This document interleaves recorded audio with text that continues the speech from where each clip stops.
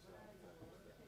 So he's in, well, he's kind of in Doncaster, and he runs a thing called Artcast, which is an experimental festival which primarily looks at more political things around art, so particularly climate change, which I worked with them a bit on in 2022. And there's a piece that they've got, well, I say piece, it's an estate agent called Apartheid Apartments. Yeah, Darren Cullen, which I'm trying to get some national interest on, but it just doesn't seem to want to play ball with it. It's going on to Middlesbrough, Middlesbrough Art Week. So, but I like Mike a lot. He's a really interesting character, and I used to like a lot of it. Just gets things done. Interesting things. That's on my list of things to go. If there are certain places in the UK that I've not been to, I've got some Nottingham's good. You've been to Nottingham Contemporary? actually. Yeah, it's brilliant. Yeah, there's loads of money going into that. John Daly, who's done the piece, I think he's based in Nottingham. Yes, that's right. Yeah. About how he moved there to London, and he basically offered loads of money to say bring your practice to London. Nottingham's always been really pro arts and culture. It's had a very strong left-in sort of council for a long time, and they did loads of great things, and then they kind of got rumbled a bit to the tours shutting down as best they could. So the money kind of stopped a little bit, but Nottingham Contemporary, because it's contemporary art, they kind of work more internationally, and the Arts Council can't ignore Nottingham, and there isn't that much there. There's a theatre, and then there's Nottingham Contemporary, there is a cinema. It's interesting because it's such a sort of student town. You would imagine there would be I mean, there probably are. I haven't been for ages, so things ebb and flow, don't they? And James Graham, playwright and TV screenwriter, he's done a lot. So, Nottingham will always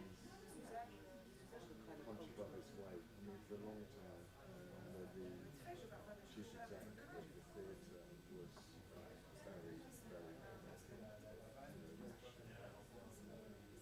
because they were doing good work. Yeah, and actually thinking about it, it's really amazing. TV programs, like that. It's like a very there's like a real sense of identity. Yeah, as a friend of mine, so I also write in the past in the theatre, and I try to. What's that? Sorry, Simone, you're signalling me that we're on time and it's time to start. Good, we're on time. Excellent. So, yes, if there are still some people at the back who would like to come and sit down, please do join us. We also have guests who are watching online. So we're delighted to be a hybrid event today in Brussels, especially with the hot weather, which I think none of us quite expected, but hey, it's summer after all. So, Artcast4D. It's an EU-funded project under the Horizon Europe programme. It involves 10 different partners, organisations across Europe in 7 different countries. You will get to hear from almost all of them today. We are delighted to be able to show all the work that the project has been doing over the last 3 years. I think everyone will agree it's been a revelation on the one hand, a marathon on the other. We're almost at the end, so we're ready to show some of the highlights of the creative and cultural and technological elements of the work we've been doing. I will leave others to talk about that. We're going to have a bit of a show from our feature artist and the author of AAAC technology shortly. So stay online and stay in the room for that, because it will be different. And it'll be a surprise, as much as a surprise to us as it will be to you. So Ma, we're looking forward to that. We're also delighted that we have a guest speaker to kick us off from Visit Brussels, very appropriately. So I would like to welcome to the podium our guest speaker for our final Artcast4D event, Jeroen Roppe, who is joining us as the spokesperson for Visit Brussels, and will give us a really nice warm welcome here and tell us a little bit about Visit Brussels and what might be coming up in the future. And you never know, there might be some room for collaboration with some of the projects and pilots that have been going on during this project and will continue beyond the project. So I'm your master of ceremonies. I should have announced myself personally, Natalie Sharkic-Todd from the Battleground, we are the media partner for the project. And Jeroen, I'm going to hand over to you now. Thank you and welcome.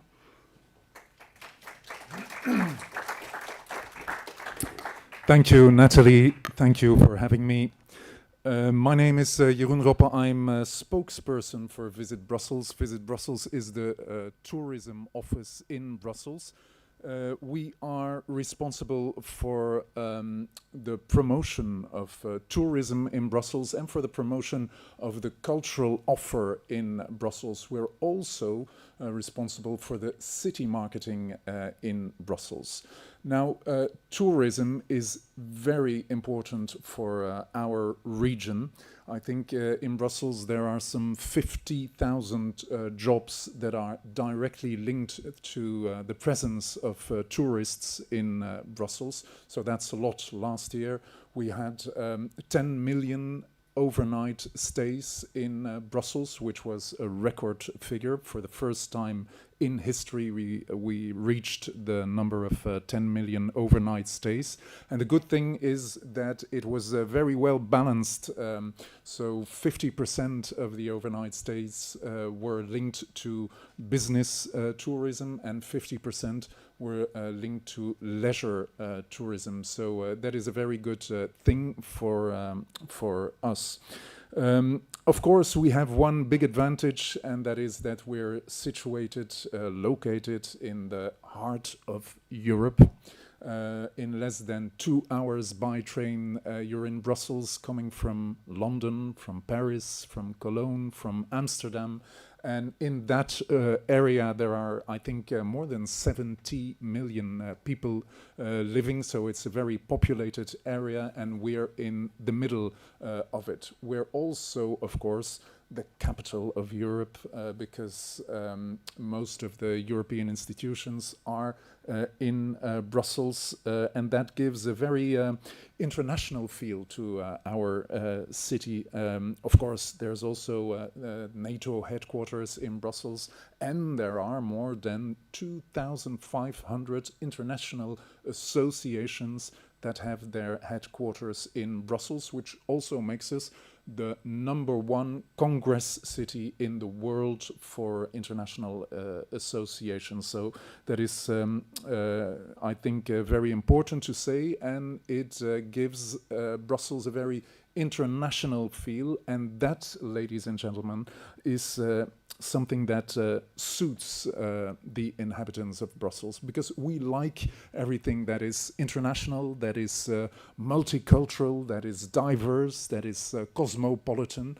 Brussels is even the most cosmopolitan city in Europe. If you look at the number of people, or if you look at the number of different origins, different languages spoken, different nationalities, then we are the most cosmopolitan city in Europe. And you might say, okay, London and Paris and Berlin are also very cosmopolitan cities, but I think which is so unique in Brussels is that there is no dominant culture. If you look, for instance, at the languages spoken in Brussels, I think most people in Brussels speak 2 or 3 languages a day. Multilingualism is the norm in Brussels, and there is not one language that has the majority. So there is no language that is spoken by more than 50% of the people at home. So I think that is something special. And a writer, a Belgian writer, once said that if you live in London for a long time, you become a Londoner. If you live in Paris for a long time, you become Parisian. And if you live in Brussels for a long time, you discover yourself. And that is how we like to sell Brussels to an international audience as a city that is that has personality. That's not a coded city like other cities in Belgium that are very coded. Brussels is not like that. Here you can come as you are. We are not very readable. Some people might say we are chaotic. It is a very contrasted city, Brussels, a city that doesn't offer itself on a plate, and that makes it sometimes difficult for many people. But I think that is also the charm for many people, and that is what we notice by many people from abroad, that they experience Brussels as a challenging city. It dares you to be yourself. That's the baseline we use, dare to be yourself. Brussels is also a very vibrant city on a cultural level.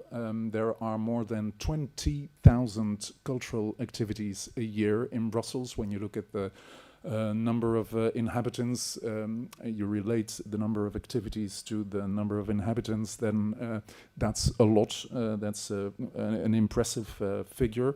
We're the world capital of Art Nouveau, we're the world capital of contemporary art, of surrealism, of comic strips, and I could continue. But I think which is interesting to know is that you can combine all these assets in one city trip. That's touristically very interesting, I think, because Brussels is also a very compact city. It's very easy to go from one place to another. We have very good public transport compared to the other regions in Belgium. So I think that is very nice to know. We as a tourism office, we also create events. We also set up events ourselves. The Comic Strip Festival, for instance, we have a gastronomy festival that we create ourselves. So we're very busy in organizing events ourselves, because one of our challenges is to avoid over-tourism in Brussels. The phenomenon is widely known, I think, over-tourism, and we've been employing a strategy to avoid over-tourism since, I think, 10 years or more, and we call it the decentralization strategy. So what we do is decentralize tourism in both in time and in space. So what we do is we try to spread the tourists all over the region. So our concern is that somebody who comes to visit Brussels for the second time doesn't go to visit the Grand Place and the Atomium and Manneke Pis anymore, but we'll lead that tourist to other places in the city, such as the European Quarter, for instance. that wasn't touristically a very attractive neighborhood 10 years ago, but now at the moment we developed a proper identity for this area, and now the European Quarter Brussels is, I think, the second most visited neighborhood in Brussels. So that is something we do. We also try to decentralize tourism in time, and we set up events in periods that are weaker periods in the tourism calendar. For instance, the month of February is traditionally a very weak tourism month, and so we organized an important event in February. Events are extremely important to attract tourists nowadays. Yesterday, for instance, we had Neil Young playing on the Place des Palais in front of the Royal Palace. And that is for us very important because we attract many people from outside Brussels, and they get confronted with our heritage. There was also yesterday the Belgian Cats, the national basketball team, that won the European Championship, and they came to the Grand Place. So we organized an event on the Grand Place to welcome our basket players. So I think also there people immediately come to Brussels and see the heritage in our city. And that is also the idea behind one event I would like to present you today, the Bright Festival. It's an event held in the month of February, and it's a light festival. And I don't think this... okay, yes, thank you.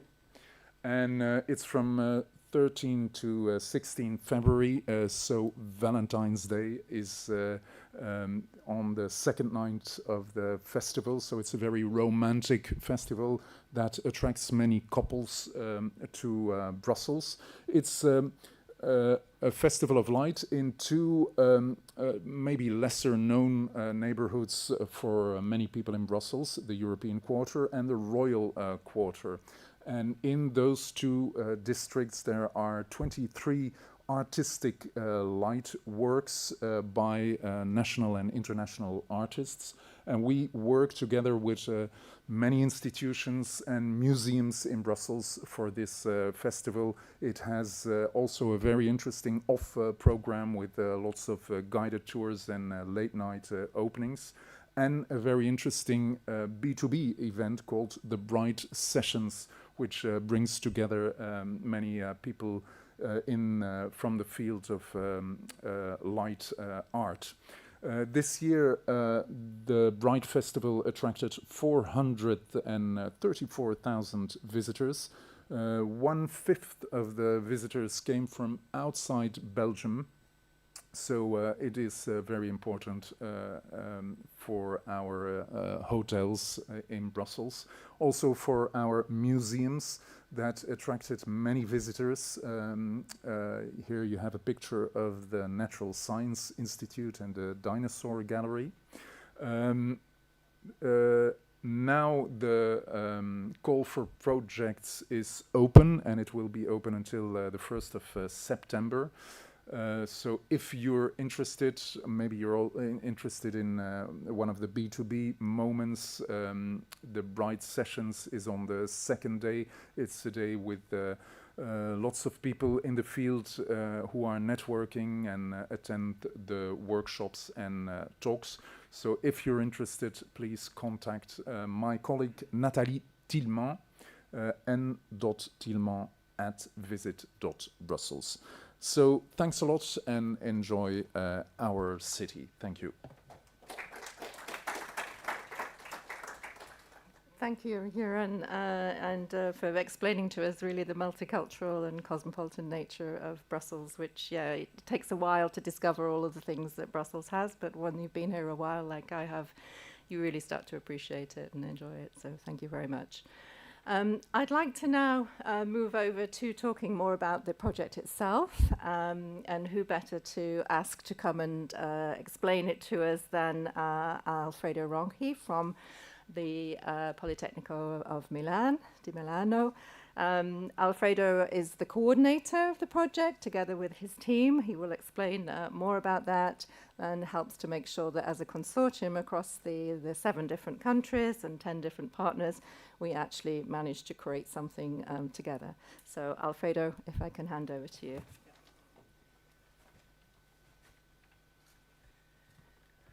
Thank you very much, Natalie. Thank you all the participants, and good afternoon. For the connection online, good evening, good morning in Japan or whatever. So yes, I'm Alfredo Ronchi. I'm supported by a very fruitful team. Some of them are here in this room. I have to give thanks to all the participants from Politecnico.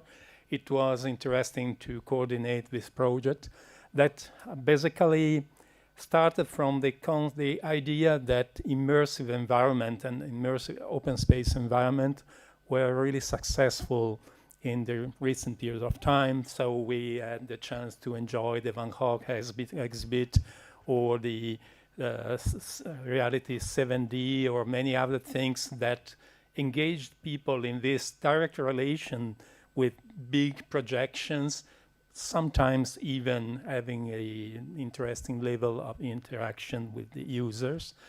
And so the idea connected to the project launched by the European Commission on the CCIs, the Creative Cultural Industries, was to develop something that was, let's say, able to open this world, this opportunity to creative people that doesn't need to invest too much money, too much resources in order to enter this market. So to use technologies in a easy, proper way, and to use an application that is hassle-free, offers the opportunity to connect different locations that are ideally, let's say, merged together thanks to the internet and the mutual visibility on the two sides, enjoying the opportunity to interact at distance.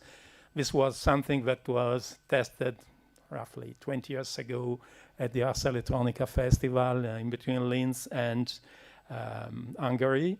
It was a very basic level of interaction at that time. Basically, I remember such kind of wooden bridges where people were passing by in Hungary, and people in Linz have the feeling of this passage, this what it's a way to shake the different part of the bridge. And it was basically one of the first attempts to reconnect virtually different communities. Which was the problem? The problem was to lower the cost and the technical skills in order to set up some kind of shows. And here come at that time, the idea of the create this project, a good opportunity that is basically in charge to the person that is on the back of this room, Ma Berthier, that it was so kind to offer the opportunity to do not start from scratch, but to open the way to turn a proprietary application that was tested for more than 25 years around the world and much more around Europe in order to convert this proprietary application into open source.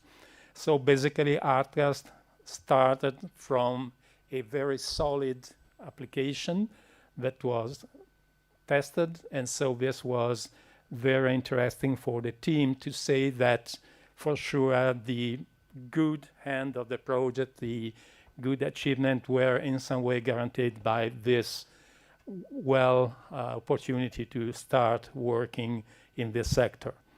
Then, of course, the other point was to develop something that was apparently easy to use, even if this field is not so easy to be, let's say, understood and managed in terms of sensors, in terms of calibration, in terms of trying to interpret in the proper way the gesture, the stance, and the, let's say, body language of the participant.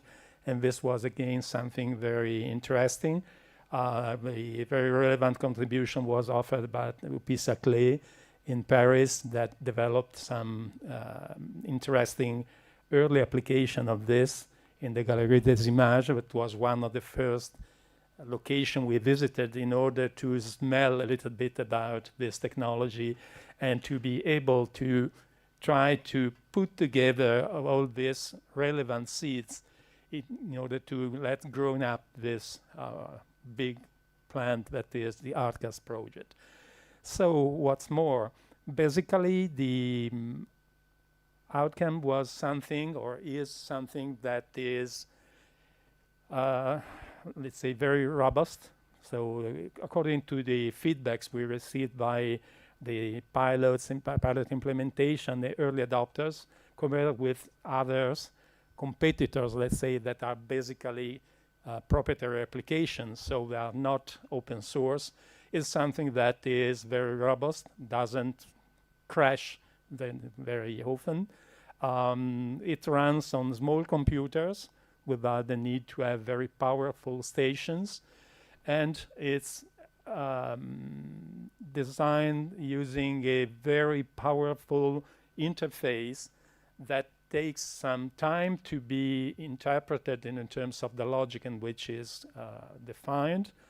But once you have understood how it works, and you enjoy the opportunity both to see on the fly the effect of the different, let's say, setup of this interface, and then you have the chance to basically control 90% of what is delivered on in the virtual environment.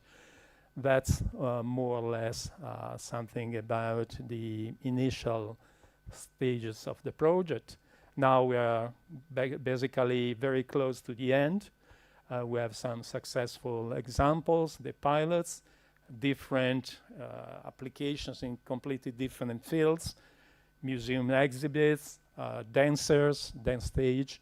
Then we have some performing arts, tests, and many other things, including a very complicated in terms of the arrangement, but it was probably one of the, let's say, much more impressing project when they disclosed it to the team, is the Greek pilot that foresees 3 different environments, the use of a bot to interact with ancient philosophers in order to find some good solution for typical ethical dilemmas, and even then to talk, install a kind of chit-chat with the philosophers and move them to a room that let you vote for what is considered by the group of people, because this is again an interesting feature due to this immersive technology, the fact that you are not having a one-to-one relation with the computer system. That is something that in the last 20 years created, let's say, a kind of loneliness relation with your terminal, with your smartphone, your system. But again, in such a situation, you reconstruct a group of people, some social relation, and in this pilot, there's at the end a vote that is a result of different approaches to the dilemmas, to the solution proposed, and this opens the discussion within a group of persons.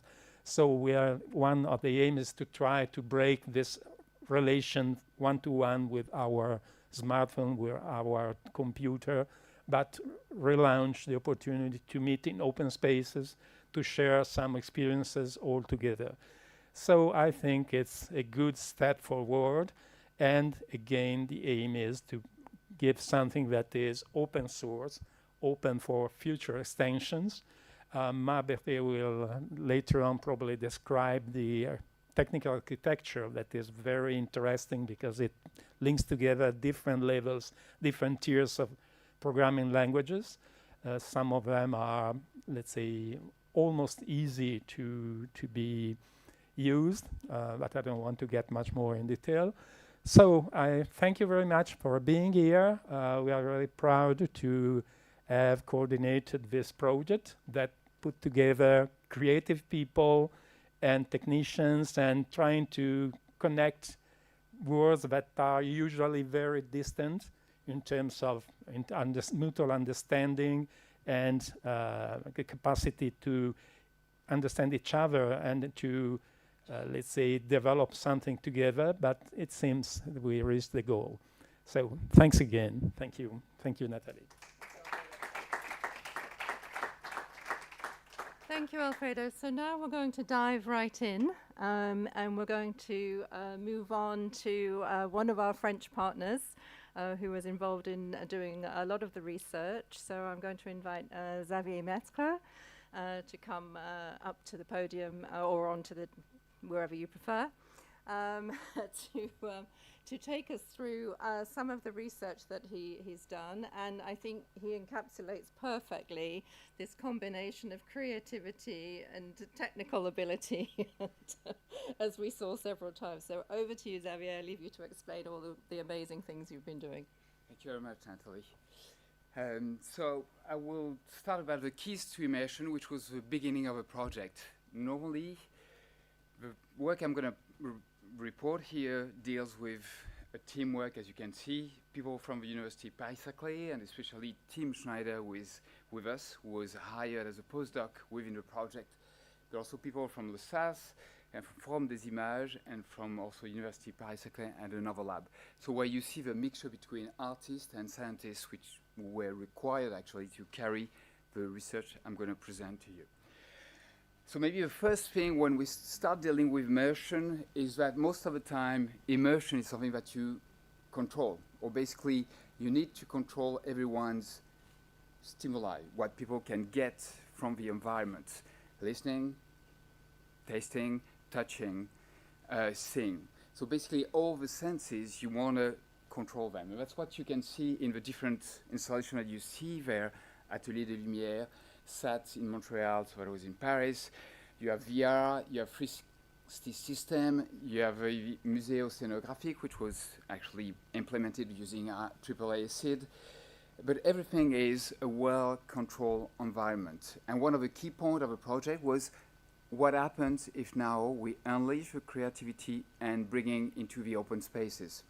So basically, open spaces is a shopping center, is something which would look like this one, for example, things we've done. And so you can hear the sound of a shopping center. The light is the electric light. Well, we're fortunate, we don't have the sunlight, which is usually high.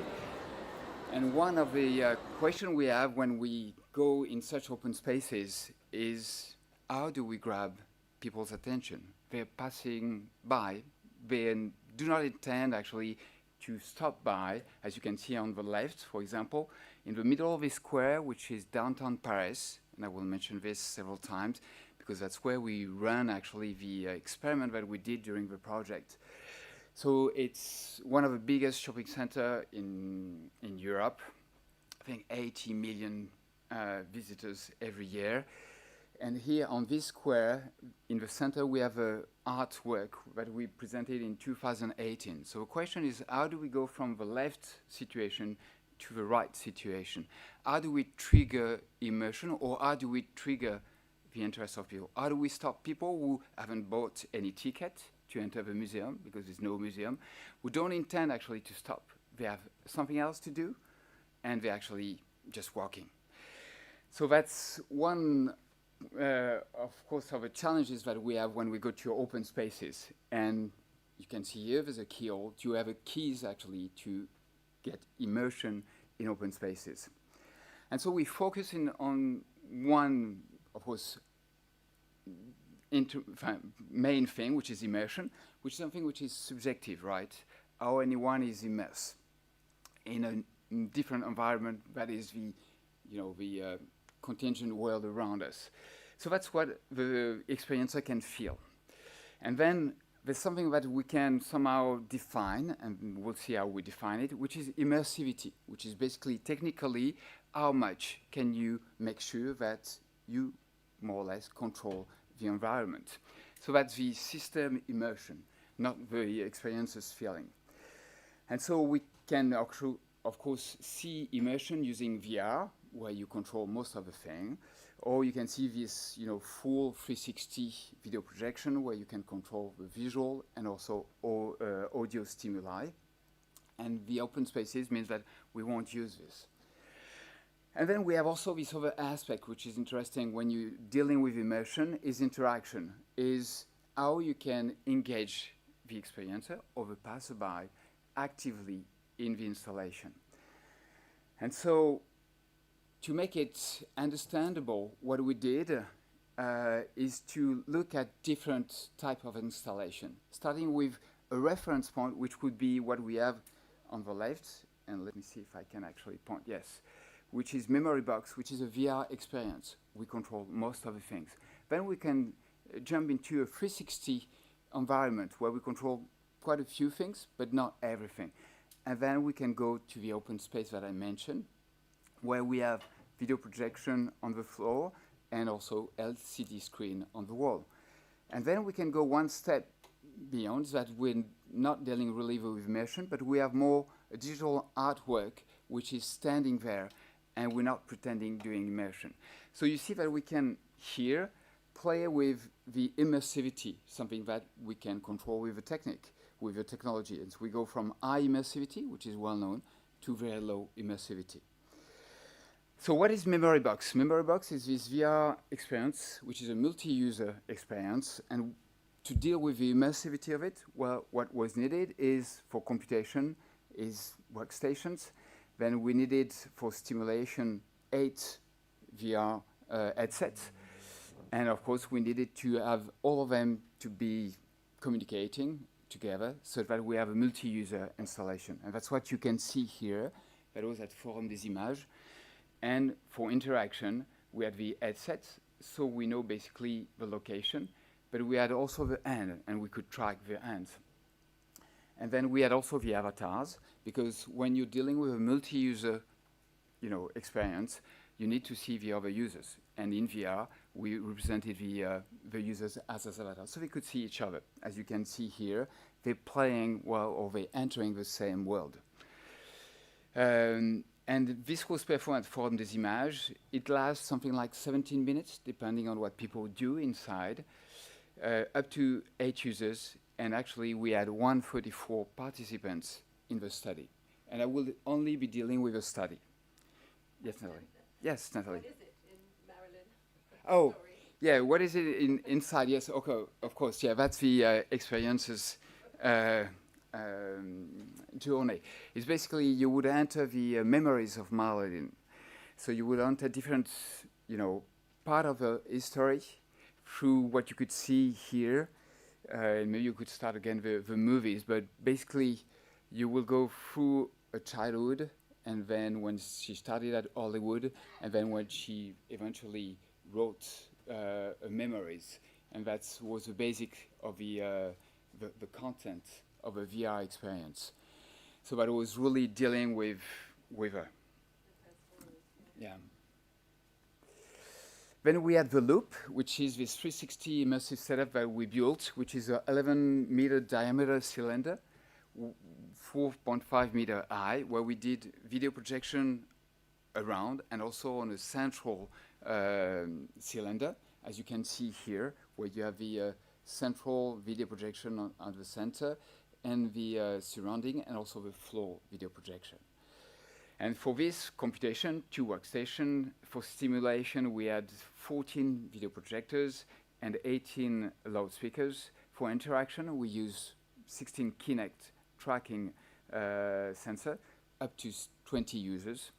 And they were controlled with 16 mini PC. And this was performed at Les Ateliers des Capucins for over 2 months. And we had something like 20,000 people going through the installation. And here I will refer only to the 260 participants of a study who actually answered and entered the study.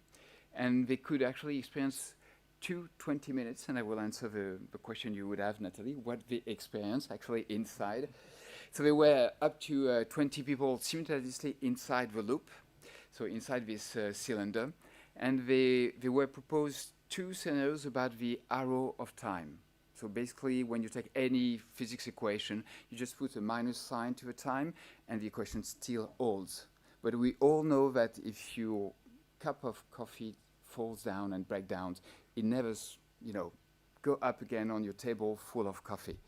And so that's the difference between what physics can predict and what we experience every day. And so we did this through different scenarios, as you could see, where quantum mechanics, thermodynamics, and general relativity were explored through this question of time. Then we had the eye of the sun, which is this audiovisual tactile or touch sphere, which is 1.7 meter diameter, like a sculpture somehow, but a digital sculpture, with, again, computation, 1 workstation. For stimulation, we had these 2 video projectors, which were, as you could see here to the right, embedded inside the artwork, which makes things very simple. When you want to calibrate things, you bring the eye and it's installed, and in an hour you connect it and it works and it looks at you. So that's something which is interesting also when you're dealing with digital art. And so we had also, for spatialization, we had 8 loudspeakers, also on the technical equator here, and outside for a soundscape. And for interaction, we had 16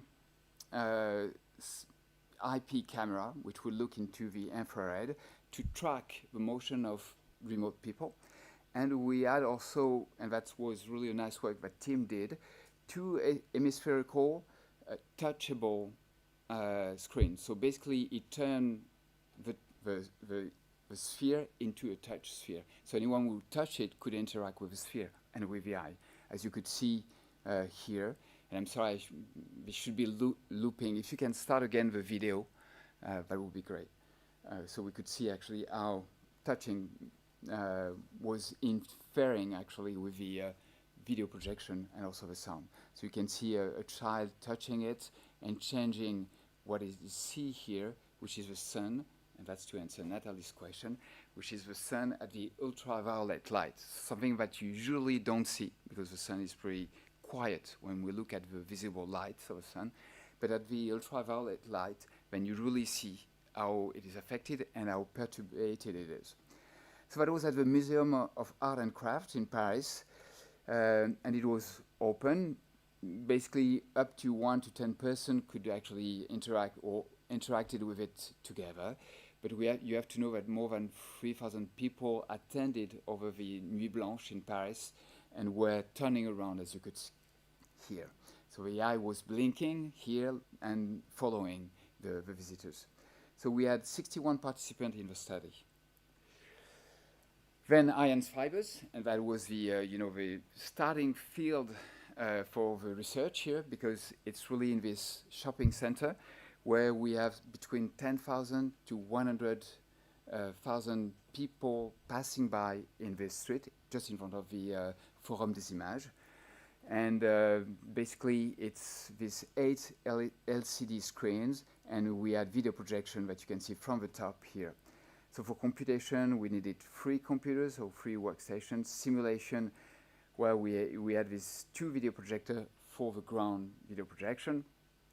And then we had these loudspeakers, which could spatialize the sounds also. And we had audio beams on the top. And for interaction, 11 Kinect cameras. And we had also 2 wide-angle IP camera from the top, which allows you to have this top view of the of what is happening, and which although also tracking, and I will go into this. It was performed at Forum des Images here, and it was open. Basically, we had 1 to 5 persons interacting simultaneously, and we had 71 participants in the study. What happens there? Well, that's basically what you can see is that you would see a reflection of yourself with different avatars. One would be fibers inside you, dealing with the inside of your body and the outside and the video. And you would influence, as you can see on the top view, you can influence the video projection because then you tract and then you change actually the colors and you change the fluid which is moved while you're moving. So first things is how can we retrieve, knowing that we have a digital art installation, we have sensors, we track people, we need this for the artistic approach, but we can use it for scientific purposes. And here, and again, that's team's work, that's how information could be retrieved from the top view and from the trajectory that people followed. So it's quite tricky. It was using AI and a model that team actually trained with several internships, training such that they could actually follow them. And today, it's not only following their center of gravity, but it's also following where their actually feet stand and where shoulders are and what they are looking for. So soon, but that will be really at the end of a project, we'll be able to know whether they have turned their head towards the installation or they're just looking away and if they're actually moving towards or away from the installation. So within the project, what we could have is really following the trajectory and knowing that these people, and you see the trajectory on the right here, where they are just passing by. You see they are straight trajectory, and with a color code, you can see the velocity they had. And it's basically it's constant velocity, which means that we're dealing with passerbys who are passing by in front of the installation. So they're not interacting, they're not stopping. Here it's different and very different. You see that the color of the speeds changes, and we're dealing with people who actually notice the installation, stop a little bit, started to interact and move around in front of the installation. And so we're dealing with people interacting with the installation. Then if we look here, we have people who actually stop. You see trajectory with high velocity and then suddenly low velocity. So they stop in front of the installation, but they're not interacting. There's no motion around it. So that will be the stopping trajectories. And with this trajectory, you see that we have a mean actually to understand or at least to follow what's happening in an digital art installation. And we can use this either just to know what's happening or to actually change the behavior of the art installation. So far within the project, what we did is we're looking for this trajectory just to have a number of who is interacting, who is passing by, who is stopping. And no surprise, here that's the passerbys. And you see that you have three series, two with the same fibertic avatar, I would say, or fiber avatars, and one with only the wall, one with the wall and the ground. And the last one, which is this one, we changed the avatar to cute animals, which is a bit simple, but you'll see that it makes a difference. But you see here, for example, for the passerbys, we don't stop, we don't interact. What we have is that when we change and add the wall with it, well, basically, actually more people are just passing by. When we have a ground and the wall, they're passing by, and it's about the same number. It's a bit more even when we added the ground. When we pass to the cute animal, or the cows that you see here, you see that you have less passerby, which means that actually you have more here, you have more interacting people than you would have with only the wall and the ground projection. And if you look at stopping, you have less people stopping here. And if you look at others, well, basically that's something we don't so far understand. But what is important to see is that when you do art installation in the open spaces, well, here in front of the iron fibers, we had 1% people interacting with the installation, which gives you a very small fraction of people who can interact with it. But fortunately, of course, you can say, well, you have 10,000 to 100,000 people in front of it. So if you have 100,000 people every day, 1% of 100,000, well, that's 1,000 people every day, which is pretty okay.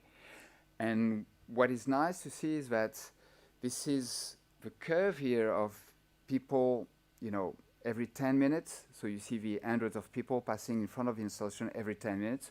So when people start going to work here, and then when they go for lunch, and when they go to the movie theater, which is at the end of it. So you see basically what's happening over several days.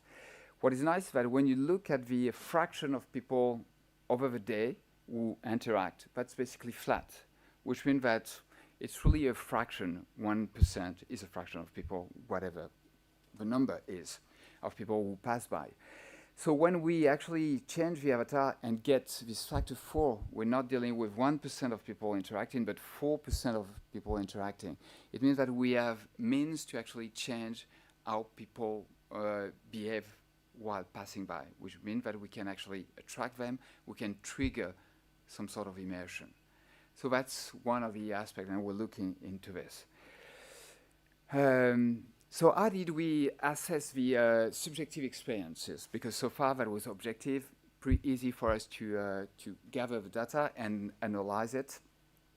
Well, we use a well-known spatial presence for immersive environment questionnaire, which actually measures the spatial presence, which means that it evaluates the sense of being there, the affordance, which assesses how well the environment supports interaction, the enjoyment, the reality, so how much realism was perceived by the experiences, the attention, so how much attention is paid to the activity which is proposed, the cyber sickness, so dealing more with the discomfort in front of the installation, and the social presence, so how much you feel the other one's interacting, apart from you.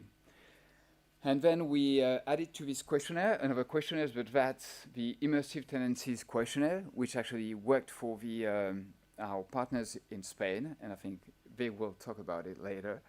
And we added also some demographic question to it, such that we know the age, the gender, and prior experience with immersive technology and the level of education, just checking whether it changes the outcomes. So that's the overall result that you can see here, where you have here along this axis the different installation, so memory box, the loop, iron fibers, and the eye of the sun. So, you know, they are put with the immersivity line, basically. And here you would have the score of the different factors that we measure: spatial presence, affordance, enjoyment, reality, attention, cyber sickness, and the avatar, so social sense of the others. So the central value is the average of a group, and of course the error bar is more the standard deviation around it. So what can we see here? Well, there's a tendency which is significant with a spatial presence, is that no surprise. Basically, if you decrease the immersivity, basically you decrease the sense of spatial presence. So if you want a strong sense of spatial presence, basically feeling immersed, well, VR is better than 360, is better than iron fibers, so video projection on the wall and on the ground, and better than the eye of the sun. So there was no surprise here. And cyber sickness, well, it's stronger in memory box. Okay, well, you're dealing with VR, so you're actually capturing the senses of people, and so it's easier to become sick, basically. And also in the 360. So the more immersivity you have, the more cyber sickness you get. So that's something also which was expected. So far, so good. Let's see with affordance and realness. Well, it's higher not for the VR, not for the 360, but it's higher for iron fiber and the eye of the sun, which can be a kind of surprising, right? Because you would have expected that if you control more the immersivity, then basically you can control also the reality that people feel. But here, actually, it was more sense through iron fiber and the eye of the sun, together with the affordance. And together with affordance means that interaction start playing, is how much you interact within the installation, which actually play a critical role. So it's basically when you have a design interaction or interaction design which is clear, which is immediate in terms of feedback. I'm doing something, something happens. And that's something which was easier perceived in the iron fibers, because you move and things moves with you. And with the eye of a sun, because you move and also the eye follows you. Or you touch the eye and then it changes colors or it blinks. So that's where interaction plays a role, and I think I will definitely conclude with that at the end. But let's see the effect of the edge. So any intuitive answer would be, well, I think the younger you are, the more immersed you will be, and the more into the installation you will be. Well, we could see that we didn't have any overall effect of edge. So basically, the immersive experience, you see that's the edge on the horizontal axis. For the spatial presence, affordance, the enjoyment, the realness, the attention, the cyber sickness, and avatar. And except on the avatar where we have these strange features, with edge, it's rather flat for every installation, which means that immersivity or immersion works at any age, any generation, which is pretty nice as a result. Then gender effect. Well, if we look at this, so female will be on the left, male in the center, and over, but over we had very few answers as over, so it doesn't really count here. I mean, it's not representative, I should say.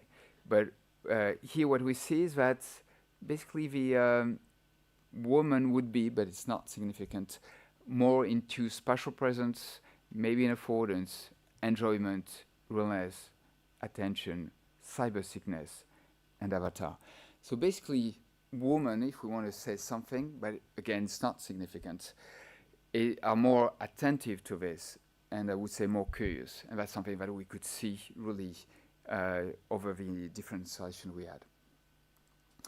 Then the prior experience, basically looking again with the here the experience and looking at the different installation, memory box for loop, iron fibers, and the eye of a sun, we see that we have a slight increase, which was kind of a surprise for us. We were expecting that the more experienced you are, the more somehow, well, I know this, I'm not, impressed by this. Actually, the more experience you have, the more it seems that you are attentive and the more you can enjoy it. It means also that basically the somehow threshold to enter an immersive installation, an interactive installation, is lower because you have some experience with it. So you can basically grab it and enjoy it.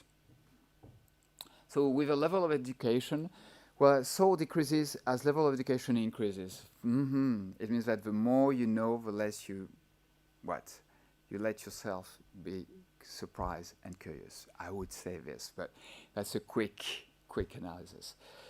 And then I think that's where comes the conclusion of the study. As a quick conclusion, is basically when you look at this, and that's open spaces, that's in the shopping center.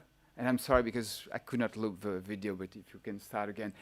What you see, and that was really surprising, when you go from 1% to 4%, you really gain a lot more people. And we get what is called the honeypot effect.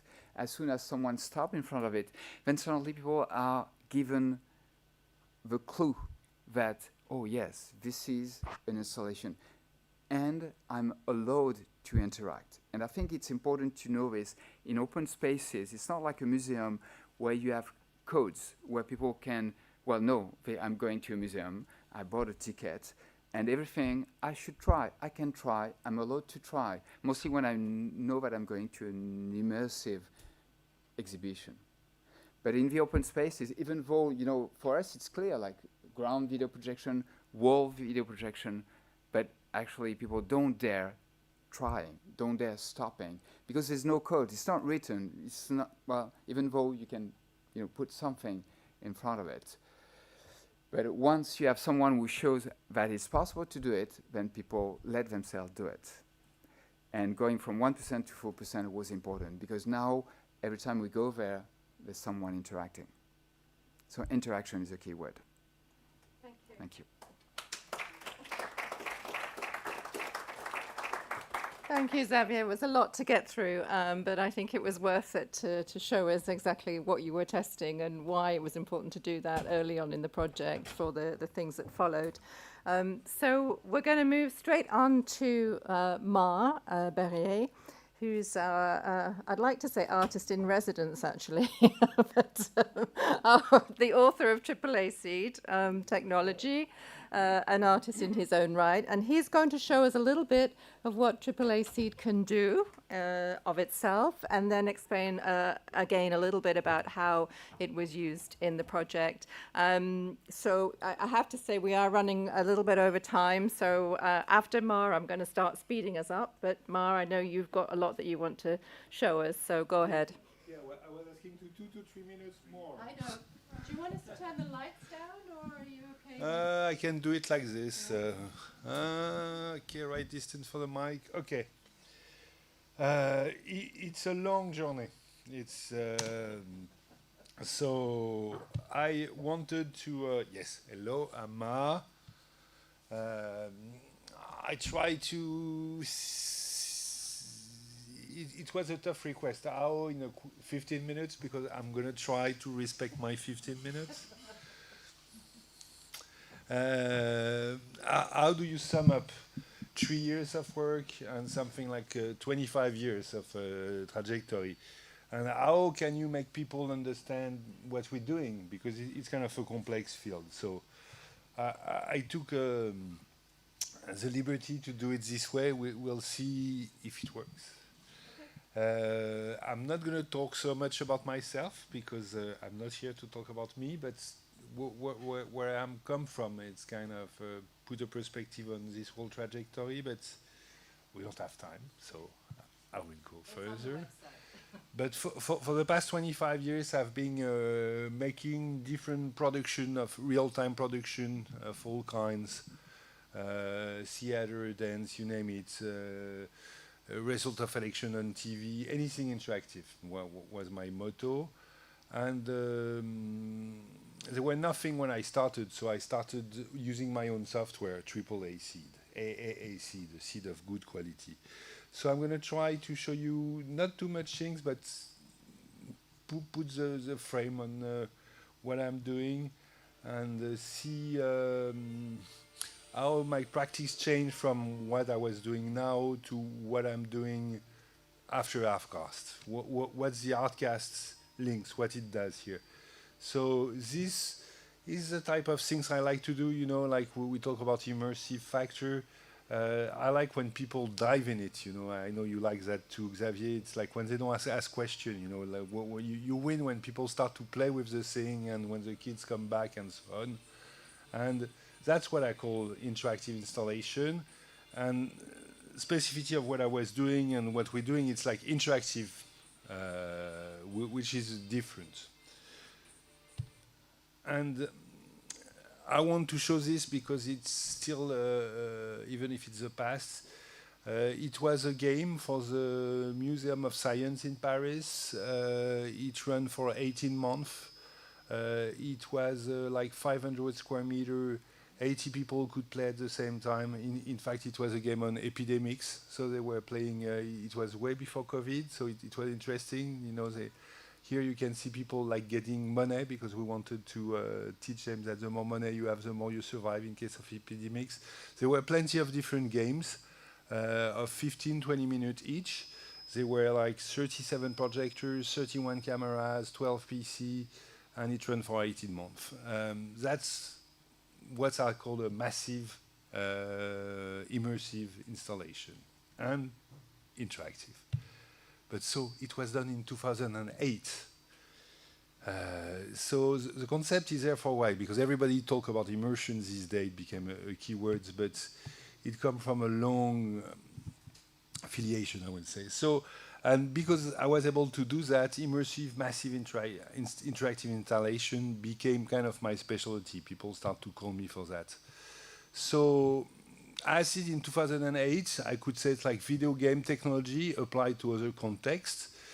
It's a real-time process building tool. Sorry, I can't. Yeah, I can say at a conference, but I can write it on my slide. It's like a Lego, where you have like blocks, 2D, 3D, that you can assemble. But one of the choice was made in AAA was to be a more generic model. It's it can do everything, which is dangerous because when you say I can do everything, people say you don't do anything.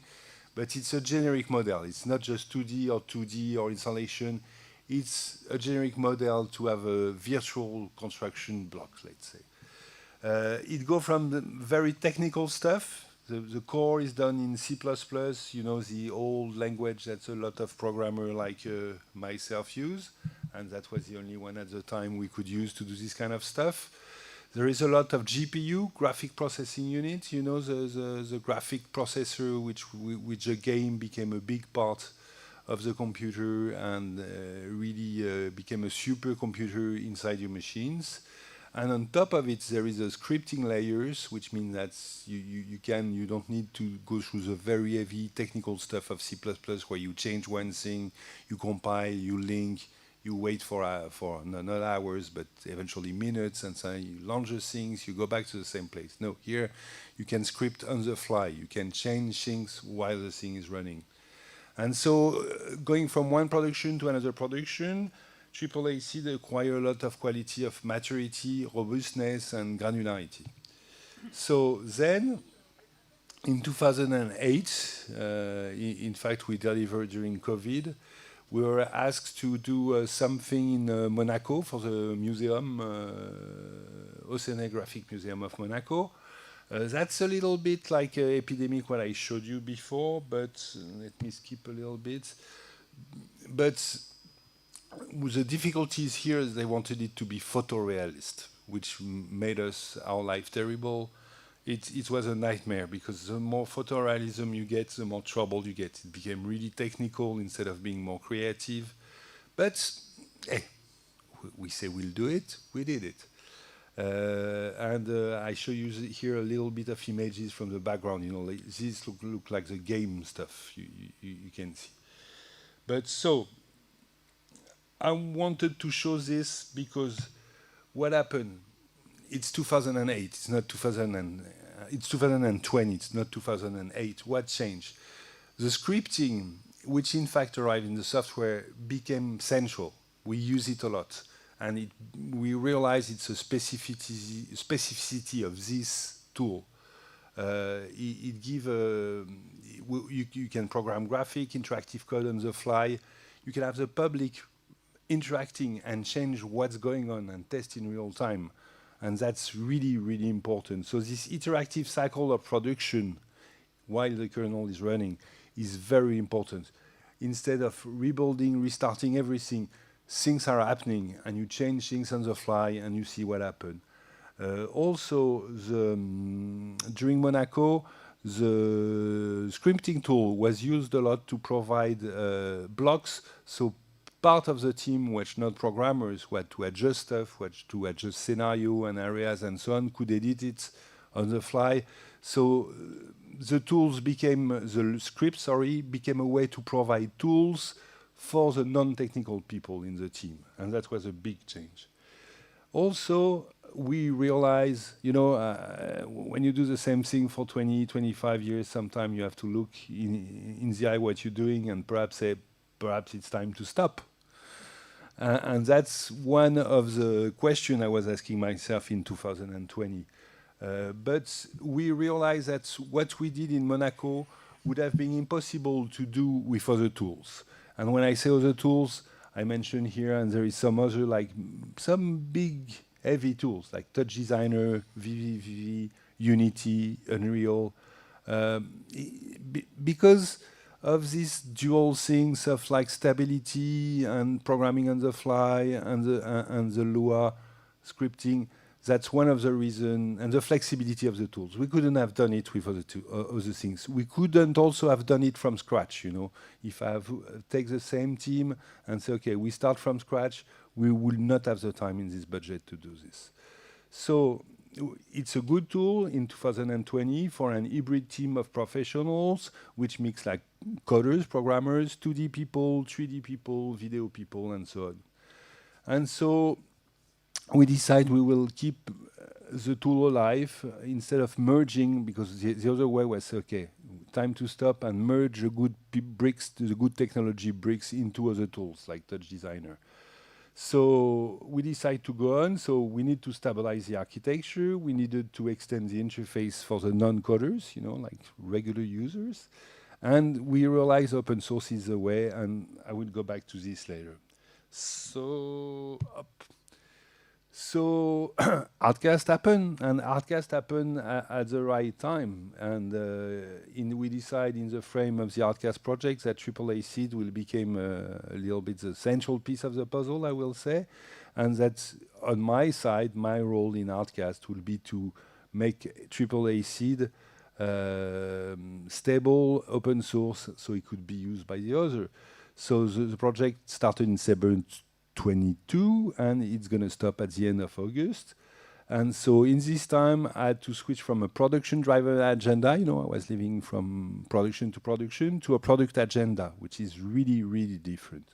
And also from an internal tool where you can be messy anywhere because it's an internal tool. Everybody knows where the mess is, to a published open software, which is really another game.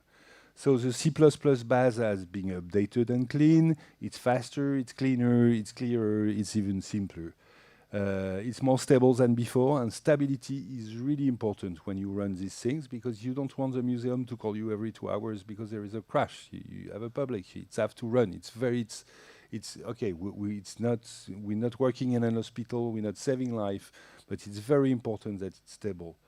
And also, we evolve the UI so it's more easy for the non-programmers to get in. So, demo? Not really, because I realized that doing a demo would have been like too long. You know, it's very complex. Huh?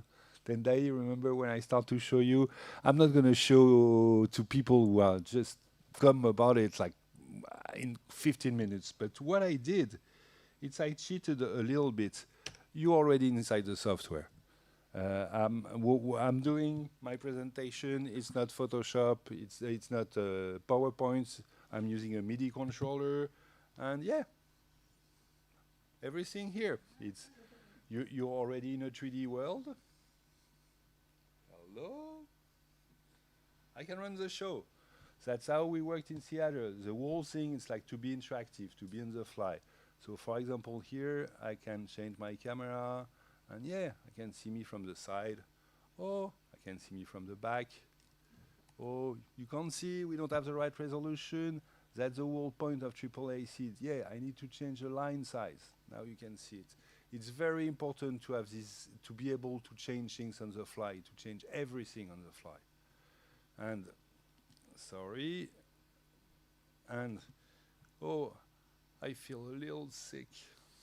Oh, I'm trying to do a series where I deform people, you know, like the old deforming a mirror we had years ago. But yeah, as it is made of blocks, here you on the left side, you have this orange line. You say, okay, I'm executing this and this and this, and yeah, for example, the demo is here, and I have this block here. I want it on top, so it's just a matter of changing the position. I want to change a module here. It's just a matter of editing in, and you can edit like 5, 6 objects at the same time, which is also really important. And it came from a question Alfredo asked me a long time ago. Yeah. What about VR? AAA Seed is a 3D application. Even the interface is already in 3D. So you want to work in 3D?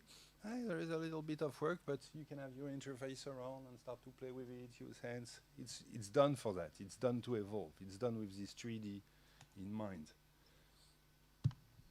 End of the trick for you. So, the main problem we realize, like, user needs a way in. It's complex at the beginning, and a lot of people we trained on acid, and we were bad. Not bad, but we were where we were. I think we're better now, but we learn a lot during the training. And we know now that there is 3 types of users. There is a basic user. Basic users have some friends. They are friends of mine, but they will never type a line of code, even to please me. It's out of their mind. Forget it. So that's really, we call them basic user. There is advanced user. Advanced user are really to be a little bit technical and do some codings. And there is creative coders. These people really like to code and they love our tool because it's made by one of their kind, I guess. So we're working a lot right now at the end of the project on the documentation, on the examples, on the video tutorials. And soon we'll have a public repository before the end of project where you can download the software and where it will be open source. One more time. Here you have the QR code. Oh, sorry. You have the QR code for the website. I'm still on time? Okay. And then we did a lot of testing, a lot of validating, a lot of extending. That's the role of the pilots, but I will not spoil the partner presentation and I will not spoil the early adopters presentation. I let them run. So I wanted to make a special issue about open source. It's a real shift. It's a real shift on several points of view, but I will mention 2. One is a studio situation. If you're a studio and you're producing interactive application or environment of rooms, whatever, you're not locked in the current state. You're not locked on what the editor do. You have the source code. You can customize, you can extend, and you have full access. If there is things you don't like or if there is bug, you can correct it. Nothing is restricting you of what you can do with it. But I realized 3 months ago, sorry, because I was called by people who have an installation I did 10 years ago, and it still runs, but they have trouble because the machines on Windows XP are starting to die, and they don't have the same graphic card, and so on. They were a little pissed because of Artcast. I say I can't right now work with you before the end of Artcast. But I realized if you're a museum, and also had another museum where they had a very nice installation that I didn't do, but the installation is not there anymore. And I say, but why? It was really nice. Because the company disappeared. And so they can't, there is no resource, there is nothing. So if you're a museum, if you're a client, it's nice to be independent from the studio. You can have the source code. You can commission a team to totally independent to go and change it and update it. Suddenly the hardware don't exist and you are 10 years later, you still have access to the thing. It's not locked. And on long-term exploitation, this can be really important. So the future, we need to do more, of course, maintain and support documentation, support the advanced user, add specialized blog, create the AI foundation, because these things have to live after Artcast, finance on long term, create a governance, because what happens if I die? You know, I don't want to be the king or the emperor, I want the thing to run by itself, build a community, of course, and even if it started 30 years ago, it's feel like a beginning. And I just wanted to have 2 minutes. One, okay. So I'm going to be really, really fast. I wanted to mention 2 things which happened during the Artcast and project and Artfresh. One thing is now into AAA seed, you can you can connect to the web. So where is it? Where is it? Here. Okay. Example here. Okay. I just went to the web and I just got the data about the temperature in Paris for the next 7 days. So this is today, and it seems it's going to be better. And Brussels, this is data that I get in real time. So now you can interact with any information on the web, and any information on the web, I see what some people are going to tell me. Even AI? Okay, I'm going to show you small things. Okay, I could type it live, just trust me. And, you know, there is this thing in the, sorry, that's what happens when you get old and you need glasses.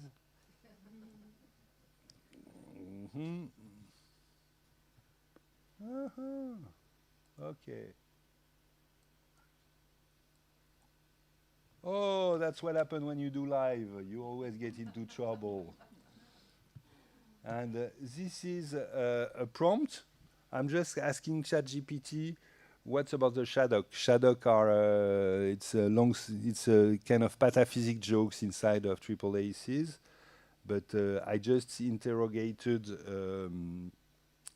ChatGPT about what are doing the Shadok here, and it answered me, and it's inside AAA seed. So same way I could add a prompt and get an image from the generative AI or generative video. So that's open, I think, the door to a lot of other things. Thank you. You're welcome.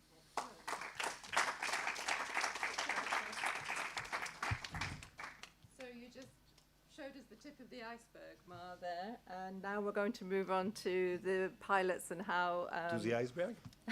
to the what was underneath the lower in the iceberg, to see how our partners with the creative pilots and artistic installations use that technology and those tools. Alfredo, Oh, just simply one we word. have to be really fast now. Yes, now I just would like to quote a recent advertisement, which was the last time you fall in love. You have to try it. Okay. After this presentation, it's really appealing. So, thank you. So we're going to go straight to Spain, to the Valencia pilot, and welcome our colleagues who have come over to present today. So Sandy and Maria Paula. Are you both presenting? Yeah. Yes. Okay, so you can sit at the desk and use the microphones, or you can stand at the podium as you prefer. Okay. So go ahead, tell us what you did, how you did it, and show us. Okay, so good afternoon, everybody. We are Sandy and Paola from Cultural Link. Cultural Link is a consultancy specialized in cultural and creative sector based in Valencia. In the Artcast4D project, we collaborate in two different activities, the research activities and also the pilot activities. And today we will present the pilot, what we have done. Well, the objective of the Valencia pilot was to test and experiment the Artcast4D solution in the performing art sector. The idea was that choreographers and dancers could use the Artcast4D solution to develop immersive and digital performance. So to do this, we collaborate with the Espai La Granja, that is the main dance venue of the Valencian Institute of Culture of the regional government of Valencia. It's a public space. And through the Artcast4D platform, we were able to empower choreographers and dancers to develop immersive performance that integrate technology. So let's see how. We did two main activities that were residential, artistic residency. The first one is the TechNet that took place on April and May 2024. The final performance was in May, the 3rd of May in 2024. The idea of the performance was reflect about how human being and technology can coexist together in a dance piece. The installation was composed by ground and screen projection, blending live movement and generative visual, and also the performance and with the audience participation and the audience engagement. And this was very fun also for the public, can interact with the dancer and with the performance, enter in the performance itself. The performance was created and directed by Elton Lewis, that is a urban dancer and also a programmer. Then we will see his evolution during the Artcast4D project. he directed the piece with Sebastian Verde and Luisa Serrada for the performing and dancing part. Then we had Jaime Jimenez for the digital environment creation, and for the music, Alejandro Morin Pedrosa and Eduardo Geraldo Martinez. I'm saying this because I want to underline what was important, the interdisciplinarity and multidisciplinarity for the creation of this experience and this kind of project. And now for the second pilot activity, I give the floor to my colleague, Paola. Hello everyone, my name is Paola. I'm also a researcher at Cultural Link in Valencia. So for the second pilot, the name is Contracentro, is again an artistic residency that took place in May and June of this year, always in Espai La Granja. And the final event was last month, so the 1st of June. In this case, the concept was a bit different. So it was a stage essay that explored the transformation of the body into a work of art through self-representation, self-curation, and exposure in a data-saturated environment. So the objective was to explore the transformation of the body, so the movement and the voice through the connection with the technology, so in a digital environment. Here as well, the performance was based on ground and screen immersive installation blending live movement, generative visuals, and also the use of the voice that was transformed through the use of AAA seat. After the pilot, we also organized a participatory workshop that was divided in two main parts. The first one was theoretical, and the second one was more practical, where part of the audience actually had the chance to get to know the Artcast4D solution, but also to interact, to play, and to engage a bit with small exercises. Here again, we had an interdisciplinary team. The creation, the performance was designed by Julia Zak. The virtual environment in this case was created by Elton Luis and Jaime Jimenez. Here as well, we see how Elton started from being a dancer, a choreographer, to become a creator of the virtual environment after receiving training of the AAA seed platform. The dramaturgical and writing assistant was of Norberto Llopis and Malena Albarracin. And the workshop was organized by Elton Luis and Jaime Jimenez. What we would like to show you here in particular is the evolution of Elton. So how he expanded his artistic role by creating also the digital environment in the second pilot, and we thought that the best way to show you how he did it was to present a video interview where actually he explained how started with how he started at the beginning with a AAA seed platform, how he experimented, what he could do, and how then he developed the two pilots. Overall, the main highlights of our pilots, so we created two original performances integrating immersive technologies with performative arts, in particular dance. We engaged more than 85 participants from artists, audience, and trainees. We also trained local artists, not only Luis, but also those who took part in the workshop on an open source software. And overall, we proved that the potential of the AAA seed software and the artistic innovation for reshaping, in particular, the digital and physical boundaries on stage.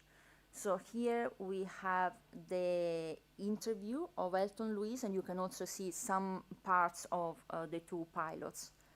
I don't know if there is not the sound. Creo que la tecnología inmersiva, aparte de que nos va a acompañar a lo largo de nuestra vida, ya que la tecnología está avanzando mucho en muy poco tiempo, yo creo que a nivel artístico tiene mucha oportunidad y mucha cabida en ello. Hola, me llamo Elton Luis, soy de Guinea Ecuatorial, soy bailarín, coreógrafo, docente, creador, programador y también artista gráfico. Conecté con Artcast en un taller que hicieron en el Spa y la Granja en el 2023, en el que estaban enseñando qué es lo que hacían y me resultó muy interesante y me puse a bailar y nada, en ese momento nos pusimos a dialogar un poco y daba la casualidad que yo estudié desarrollo software y bueno, empezamos a compartir un poco al respecto y así es como se dio la colaboración. Lo que me llamó mucho la atención de esta tecnología era toda la dramaturgia que había detrás de eso y toda la narrativa que se podía generar, ya que el baile, al ser un arte efímero y las artes visuales también, eso generaba algo muy interesante. Lo que es un cuerpo físico con la tecnología que puede ser física pero al mismo tiempo no es física, también a la hora de crear en la danza fue también muy interesante por el hecho de que te generaba distintos puntos de partida.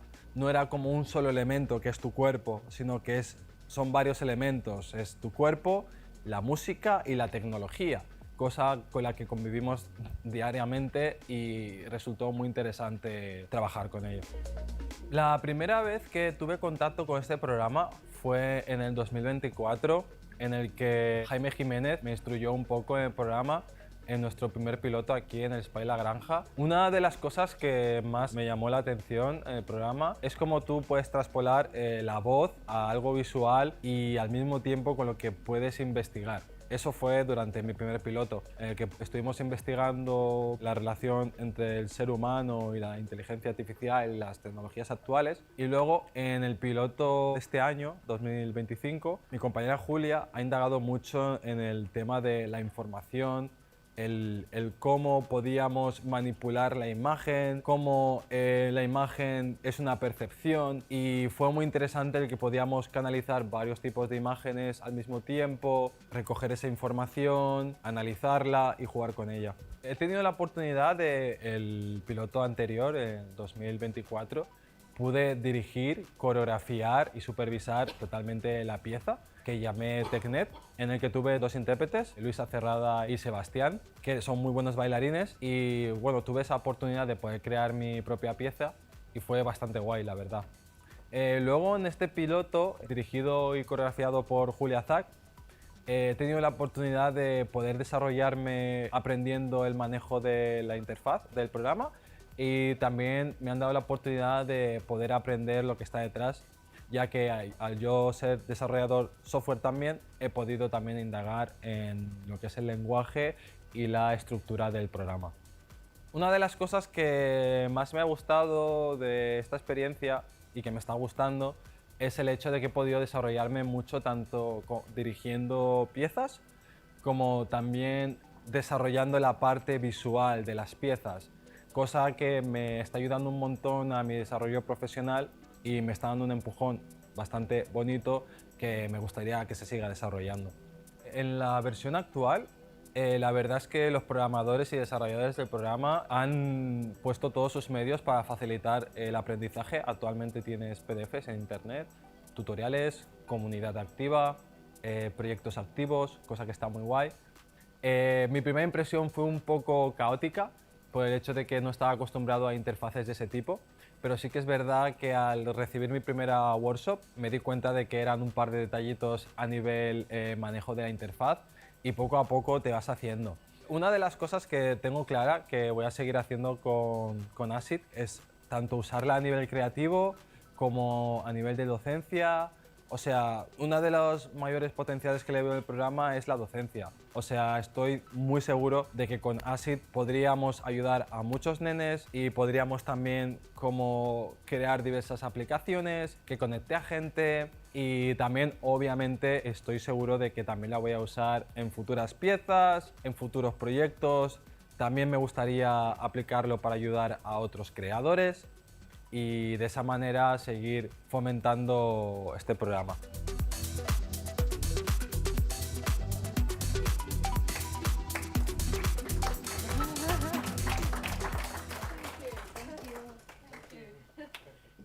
We'll get the chance to enjoy ourselves a little bit more, the TechNet experience when we finish, so there's an incentive for us to stay to the end. Let's move on then very quickly to our colleagues from Issy-les-Moulineaux, who will show us a number of different creative experiences and installations that have been done over the last 2 years. Yeah. Okay, thank you. I'm Eric Legal. I'm General Manager of Issy Media, the public local agency of communication and innovation for the city of Issy-les-Moulineaux, and on behalf of our city, one of the Greater Paris. I want to say how proud we were to be member of this project because in our city we have been supporting digital art for many years, than more than 20 years from now. And for us, this project was a natural step. From the start, we believe in one idea. Digital creation should not be reserved by experts. It should be to open to all, and making tools and experiences accessible to everyone. That's what guides our work in Artcast4D, and that's what we did. We involve citizens, we involve children, we involve artists, and with Issy Media, we have been involved in several actions. My colleague Luca Faiusinelli will show you some examples. Okay, so first of all, we started all the experimentations by involving directly the citizens, because the first activity that we made in the city started way before the presentation to the public, because we started the activity back in January 2024 with a participative approach, because we had 6 citizens from the city that were participating to various activities to create a unique common art piece that would then be showed during the Viva Issy festival that took place in May 2024. So there were 8 different workshops where the participants made paintings, made also some participated also with discover, let's say, of the ASID technology, where they learned also how to use the technology and how to have such an immersive ground projection at the end. And one of the main points that was about this live art piece and the citizens is that in the 6 citizens we had 2 artists. The 4 other people were not artists, but were people just interested in the project, interested in the technology, and so naturally the level of art created by some of them was not the same as for the artists, but that's also what we wanted, to have something that does not only rely on professionals, but really about the work made by the citizens. So yes, it went from beautiful artworks to human sticks. Exactly. So everyone was able to present it. You have all the artists on the picture, and so we presented it as said. So this was in the Museum of Playing Cards that we have in the city, where we had a lot of people trying the installation during the European Nights of Museum. So it was a really great success at the beginning of the project, leading afterwards to other activities, because we had, yes, in total 4 different activities during the project.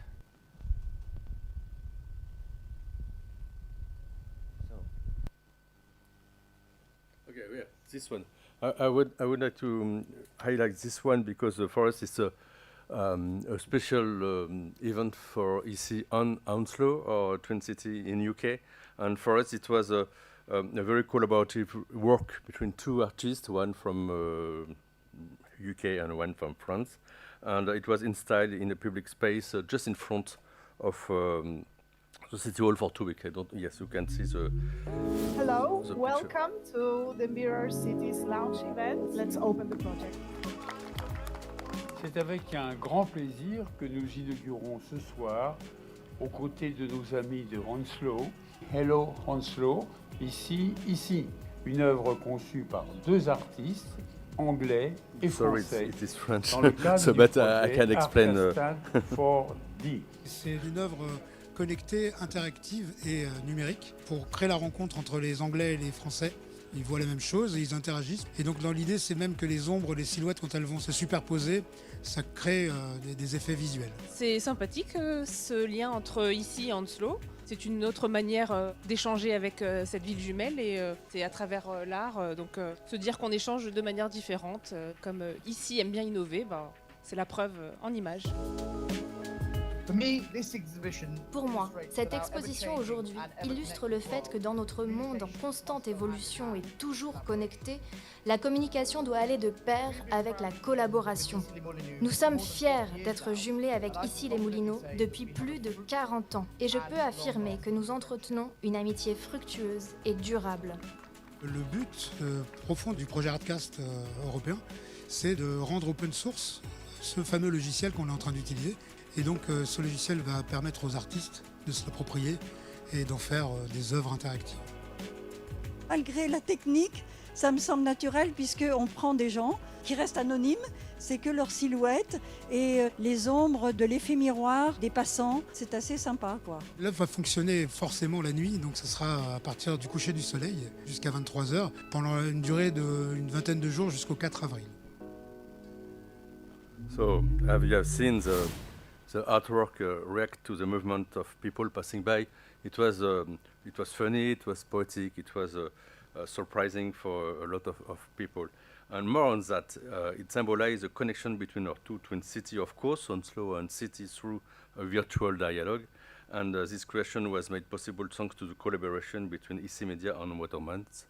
And this is what Artcast4D made possible, using technology to connect people, to tell stories, and to bring art into everyday life. And the third one is... Okay. So yes, so just to add just one thing quickly about the mirror activity between Issy-les-Moulineaux and Hounslow. So it happened between the end of March and beginning of April 2025.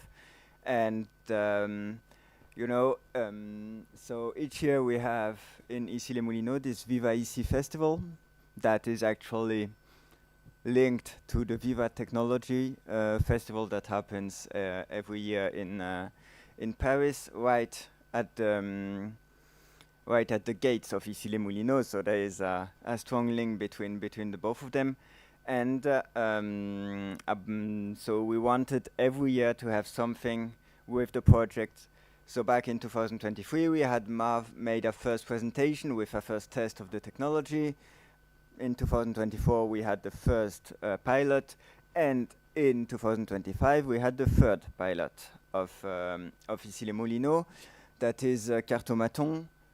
Let's see if the video works. So Cartomaton is based actually on the collection, on the card collection of the museum, because there is a high number of cards in the museum from the Middle Age to today. So yes, you find everything you want if you want to play some cards, but please don't use the cards from the 12th century. They are a little bit fragile.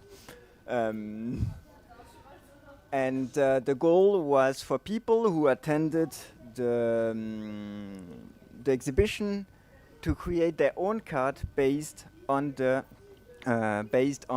cards of the museum. So this was made. So here you can see two of my colleagues testing the system, and you see if you are so if the distance, it depends on the distance you are from the screen. If you are narrow, it will change the head. If you are far away, it will change the legs. And so that you can create a whole new card for every person trying the exhibition. So this really made a strong link between the museum and the project, because it's also important for us to also promote the culture that is already existing and how we can use this already existing culture in the city to develop it further and integrate some innovations and new technologies into it. And finally, we had the last activity that took place back 10 days ago, which was the Issy Mix, which is a sound and light activity. So here you can see a little video where we had some live music made by a musician from Issy-les-Moulineaux, with also a play with the AEC technology and drawings made in direct by Jaime Jimenez. So this was really important for us to finish on it, because it was made to be a real big public event on the 21st of June, because on the 21st of June in France it's an important, I don't know if, does it work or not? Up, I would like to go back. Don't know where to put it. No. But okay, so I will explain. But so the 21st of June is a big fest, music fest in France, where music is played all night, and so we wanted to do this at the Museum of Playing Cards. We had more than 100 people attending the two representations, and because there was a little break during the two presentations, we decided to go for the public to also play with the AEC technology and interact with the technology. So we asked if children and teenagers were interested in making some paintings. So no, if it will work, but so that their paintings will show on the. Okay, no problem. Okay, but. Yeah, okay, so now it works. Okay, great. So that you see here, the people making the art was really a teenager of like 13, 14 years old, and it was directly projected on the tower that is at the museum, so that it was shown on a tower that makes like 10 or 12 meters high. And yeah, so we had some courageous teenagers that were highly interested in testing this and seeing also their art being shown to everyone. So yes, because if you let a break between two representations, a lot of people will just go, and so we decided to tackle it like this.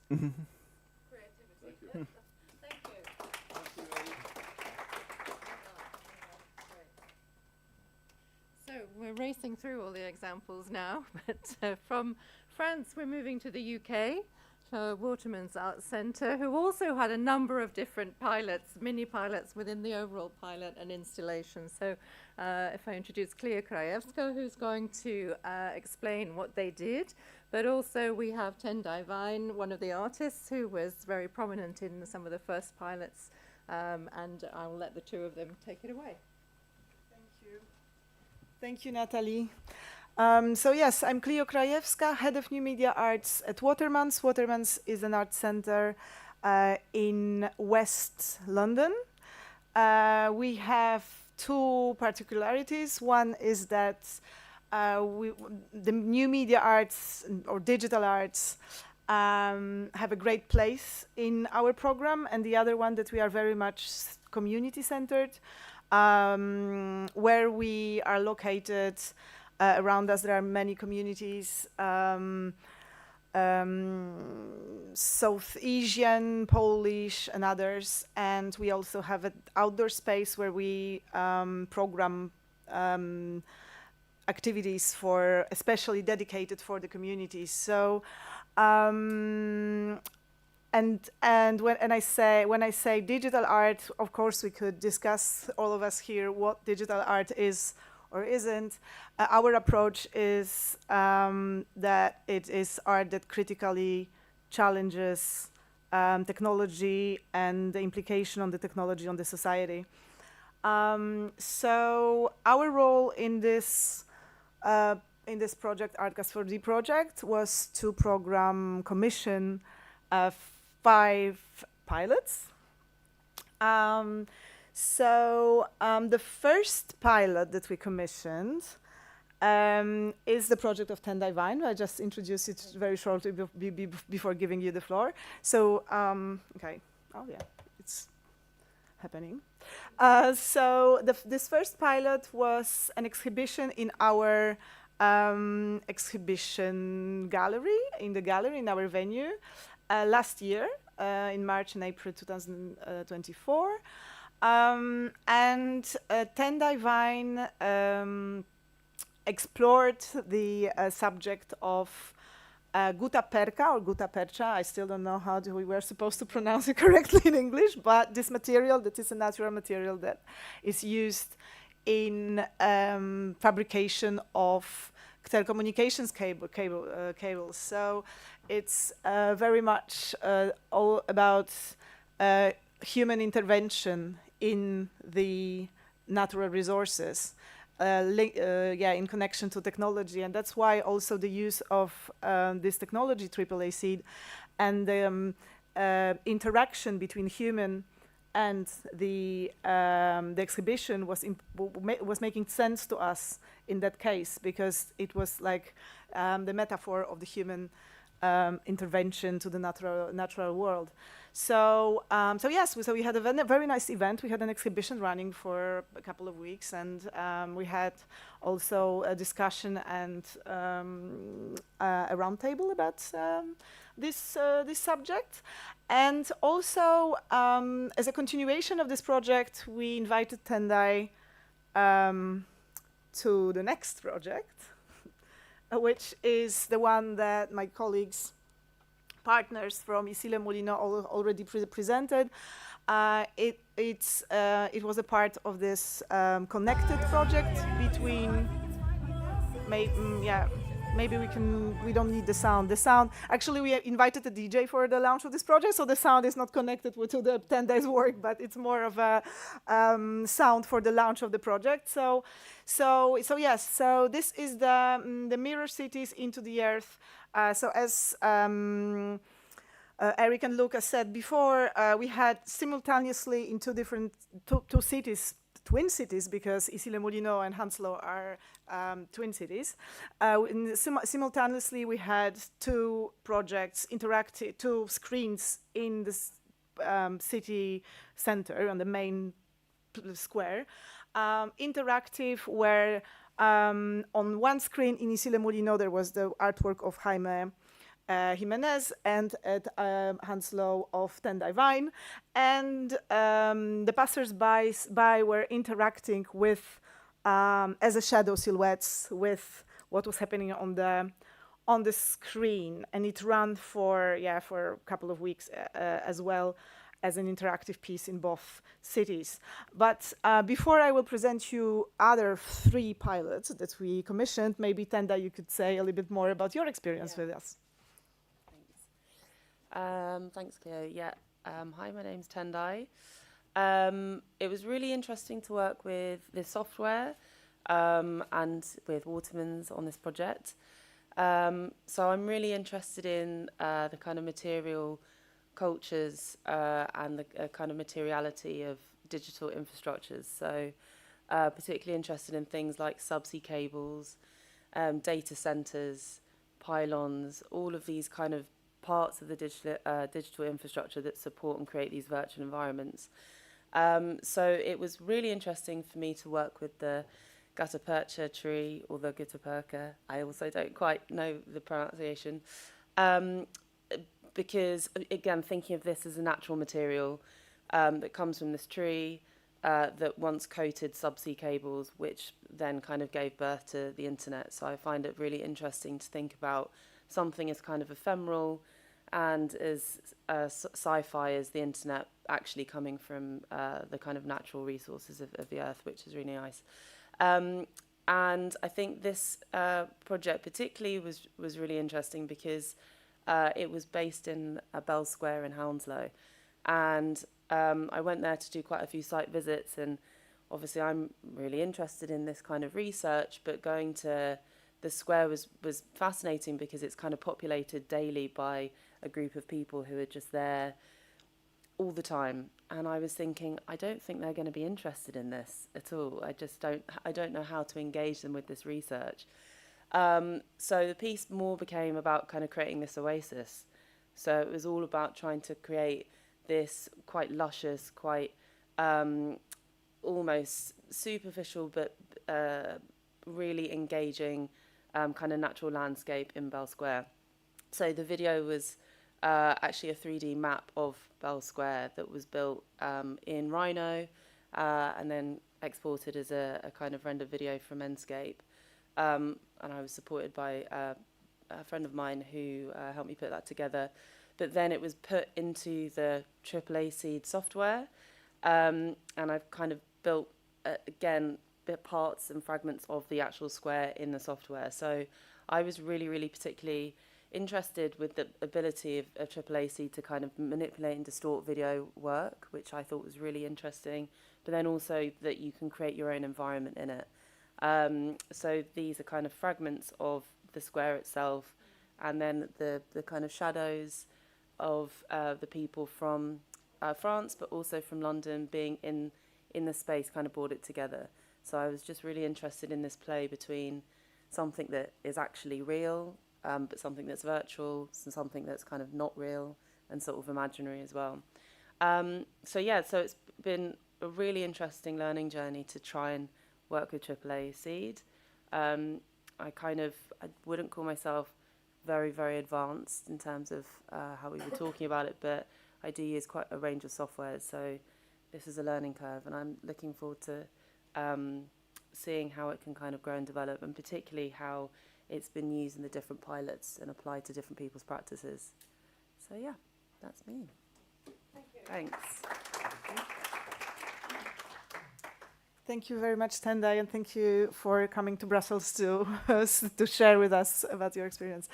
So as we said, the pilots that we commissioned were supposed to test, experience, validate or challenge the technology. And our next artist,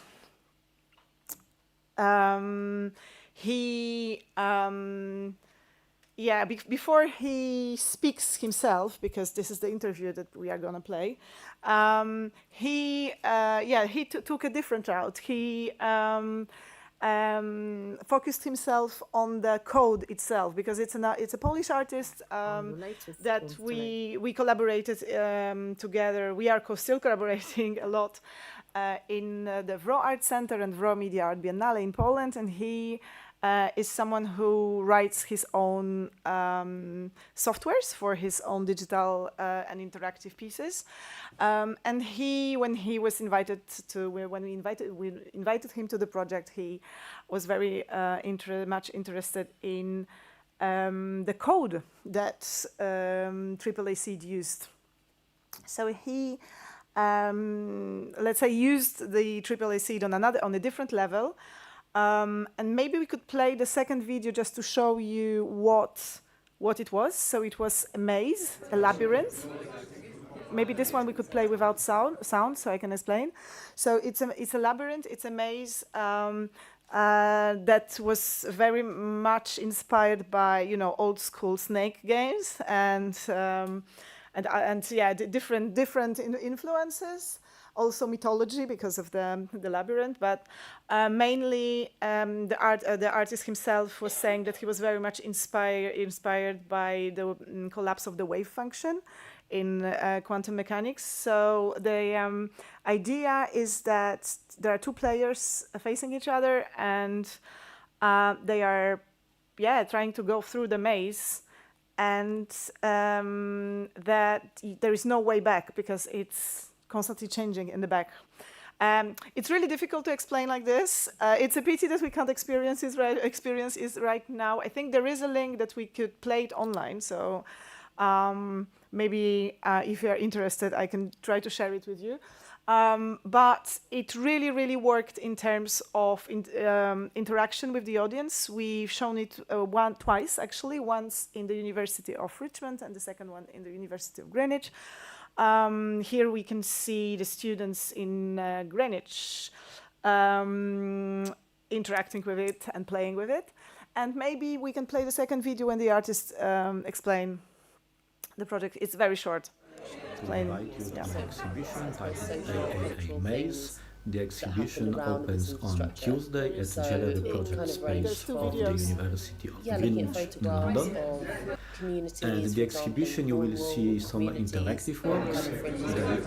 All areas where people would be hired, or whole communities would come together to kind of put this infrastructure together or build this infrastructure, to really old artifacts which kind of showcase the colonial identity of it.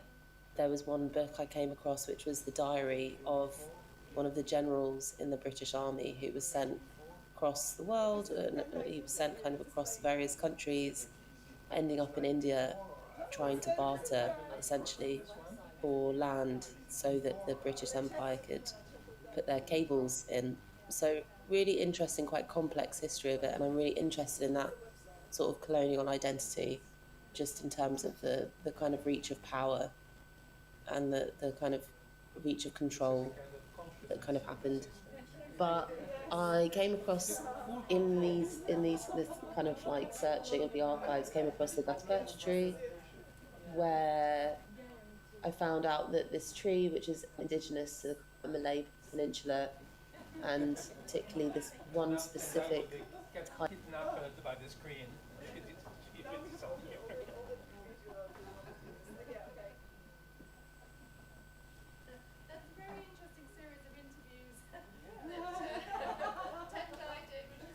Howdy, I'm Paweł Janicki, and I would like to invite you to my exhibition titled AAA Maze.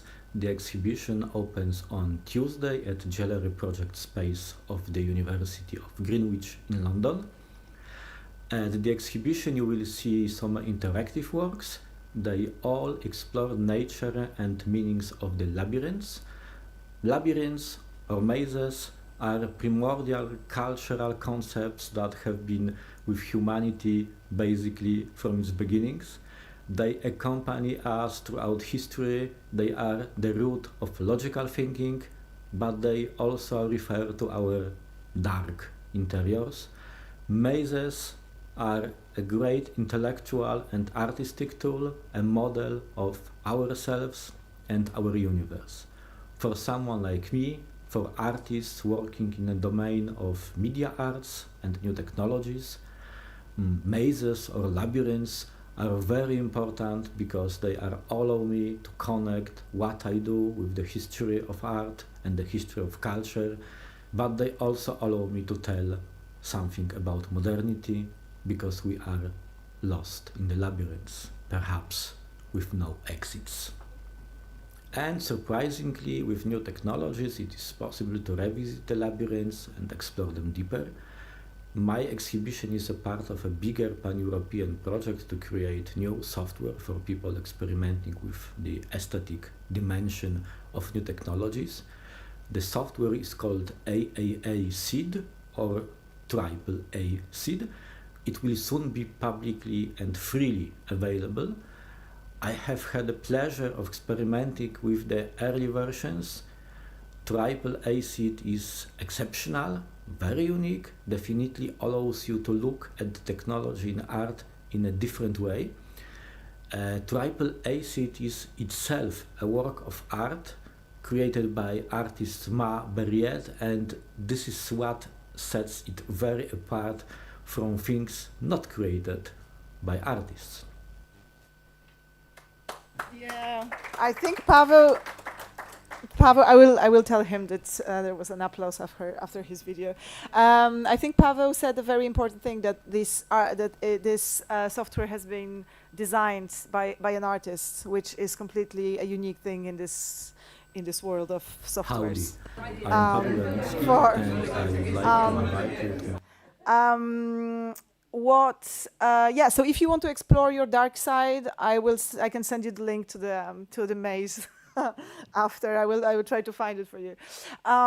So we have 2 more pilots to go. So there was the 2 last ones have been created by companies. So the first one, it was let's say a theater company, but like a multidisciplinary collective, and they worked very closely with Jaime, that has been mentioned a lot this afternoon. So it happened a month ago, over a month ago, on Bell Square, in our public space. It was a lovely performance for everyone, actually, and not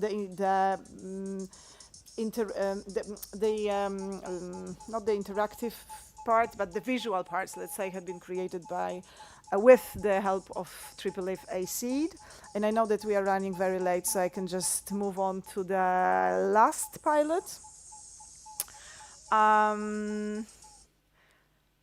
The last one happened 10 days ago in a location in central London called The Place, and it was created by a dance company called Tom Dale Dance Company, and the title of the performance is More Than Human. And it was a very nice experience, let's say, because it was a work in progress, and they are used to do dance shows, but that was a pre-recorded dance. Do we see anything? Yes. It was a pre-recorded dance show projected on the ceiling, and for the 2 hours of the showing, people were invited to lie on the floor and to look at the ceiling, at the projection on the ceiling. It was very poetical. It was there were some bits of James Bridle's book about exploring the subjects of AI and how it could be more inspired by let's say that by the fungi or by forests. So there was like a food for thought to think about during being immersed, actually, like as you can see the participants lying on the floor looking at the ceiling. It was a brilliant and wonderful experience to finish with our pilots, our five pilots. So I can just leave you with the video.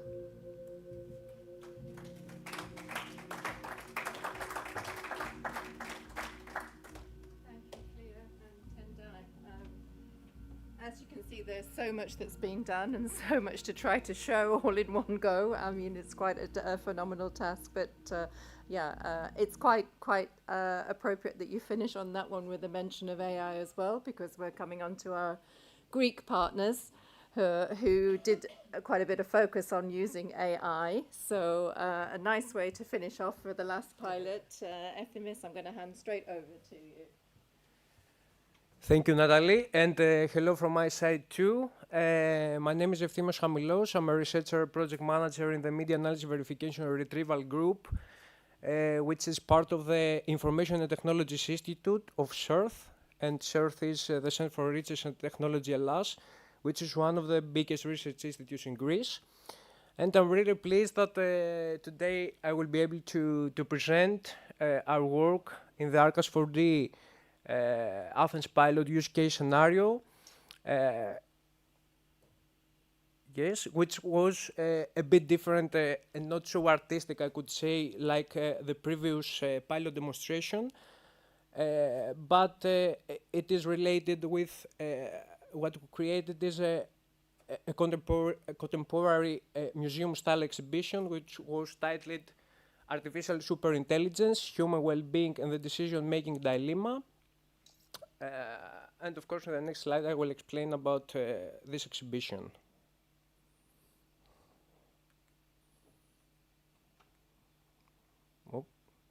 Okay. So in the conceptualization phase, the initial idea was how to combine immersive technologies with untouchable cultural heritage in order to create an interactive and engaging experience while delivering both educational and spiritual content. While at the end of the day, what we wanted is this exhibition to introduce an innovative approach to communicate complex ideas related with philosophical concepts, and act as an example for other museums that would like to follow a same approach. So the topic that we selected was a hot one, and it is about the evolution of AI and how it affects human well-being and human autonomy in nowadays. And based on this topic, the final purpose was the visitors to explore the multiple dimensions in the progress of AI, its impact on human life, and focus on its relationship to human well-being and human autonomy, with a special focus in the decision-making process. So all this through a fascinating philosophical journey, reflecting ancient Greek philosophical perspectives such as Plato's and Aristotle to nowadays reality, and with the final aim, the visitors to reflect on critical questions and ethical dilemmas related to the topic of the exhibition, broadening finally their understanding of the role of AI in the future of humanity. So, in order to have a better understanding about the key perspectives and the critical questions that are discussed and addressed throughout the exhibition, I have created this list. So we can see, because it is difficult to have the whole picture if you don't have watched the videos, because the informational storytelling is mainly through the videos that are displayed in our exhibition. So I have created this list, so I can go quickly through this. So the critical questions are who and how can define human well-being, what's the relationship between well-being and human autonomy, if Plato's philosopher king's approach or Aristotle's approach, which focus on participatory governance, is most suitable to be followed. How does AI affect the decision-making process and human autonomy? If AI could make better decisions than humans for their own good. The problem of the alignment of human values with AI values. And if finally can be a balance and conscious use of AI that could ensure both the well-being and autonomy of humans. So these were the critical questions, and other, not only this, but yes, this is the main points. And as I said beforehand, we created an engaging and interactive experience, which means that through the combination of informational multimedia storytelling, which was mainly through video projection and interactive exhibits, to give the visitors the opportunity to have a better understanding about the evolution of AI and explore the philosophical and ethical questions that arise from this discussion. So our exhibition was hosted in AI Theory Museum, which is a newly founded museum in Athens, and was designed in order to host immersive exhibitions, and with the aim to promote the ancient Greek philosophical thoughts. So it was the most suitable place to host our exhibition, and also provided several equipment from the necessary, because it was already there from the setup of the museum. So in this museum, mainly there are 3 exhibition spaces. The first one, as we can see, it is a closed, specially designed room for video projections. And here we, after a small introduction about the type of exhibition, the visitors were able to view the video and to be introduced in the theme of the exhibition and in the key perspectives and critical questions that I mentioned beforehand, that accompany them throughout the experience. Moving from the first room to the second one, Here we created two interactive applications. The first one is an interactive and educational game in 2 steps. In the first step, as you can see in the picture, on multi-touch screens, the visitors can go through an interactive timeline of the most important historical milestones of AI. And having gained the knowledge from this AI timeline, after this we created a competitive game with multiple choice questions where the visitors could test the knowledge that they gained in the previous step. Furthermore, we created the second interactive application is an AI wisdom avatar that we called Socrates, in order to the visitors to have the feeling that they communicate directly with ancient Greek philosopher. Socrates is a bilingual digital avatar supporting both Greek and English discussion with 2 distinct modes of interaction, allowing for either user-led or system-prompt discussions. In the user-led, the visitors have the opportunity to speak directly the questions that they wanted to the avatar by speaking the questions through the microphone, and hear the replies from the avatar, and also they could also see the reply from the avatar through the subtitles. And in the system prompt discussion, we wanted somehow to reassure that there will be a mode of discussion where we will guide the discussion with the visitors in order to not make irrelevant questions. So we created also a predefined list of questions, and when the visitors were able to choose one from this predefined list, and then a loop of discussion follows, which means that the avatar replies, then the avatar make a relevant question to the visitors reply, and finally the avatar comments on visitors' reply. So several cutting-edge technologies were utilized in order to create this avatar. I could say more at the end if you want. And moving from the second exhibition space to the third one, we have, as you can see, the setup is a small amphitheater with a big screen.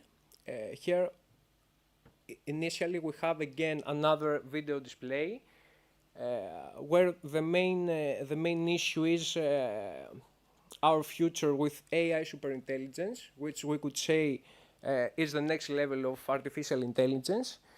So here in this video we demonstrate some possible future scenarios highlighting the gradual integration of artificial superintelligence in all scientific areas, the transition of artificial superintelligence from a supporting tool to a decision-making tool,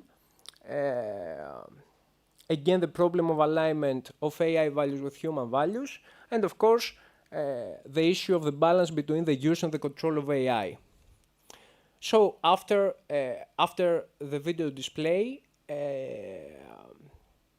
we, as a final challenge, we invite visitors to express their opinion on a critical ethical dilemma, which was, as you can see, would you be eager to surrender your autonomy to AI in order to earn a better well-being? So after presenting this dilemma in the big screen, a discussion follows. So here the visitors share their opinions about this ethical dilemma, reflecting also on the knowledge they have gained in the overall experience. And after this, we request from them to vote. So for the voting process, in order to make it more interactive, we created a tracking module, which was able to detect the peoples in the room, and to detect the human bodies, and also to detect the hand gestures in order to register votes. So through AAA Seed, we created the whole voting scenario with a real-time a real-time voting visualization, as you can see, with two bars that represents the votes in real time. The left blue bar is for yes, which means a raised hand, while the right red bar is for no, which means no raised hand.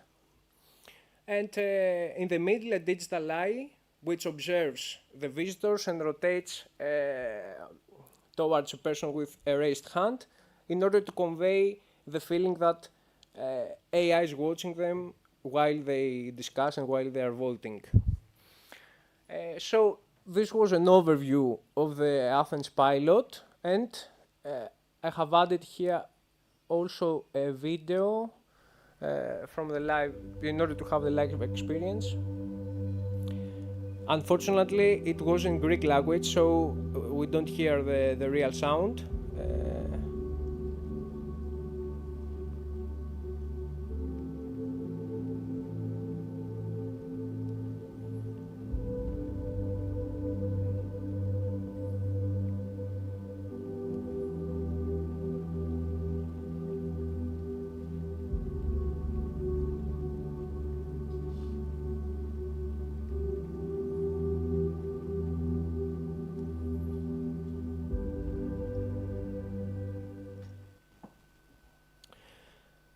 I have to say that the interactive part of the exhibition was really succeeded, with the highlights to be the interaction with the avatar, but also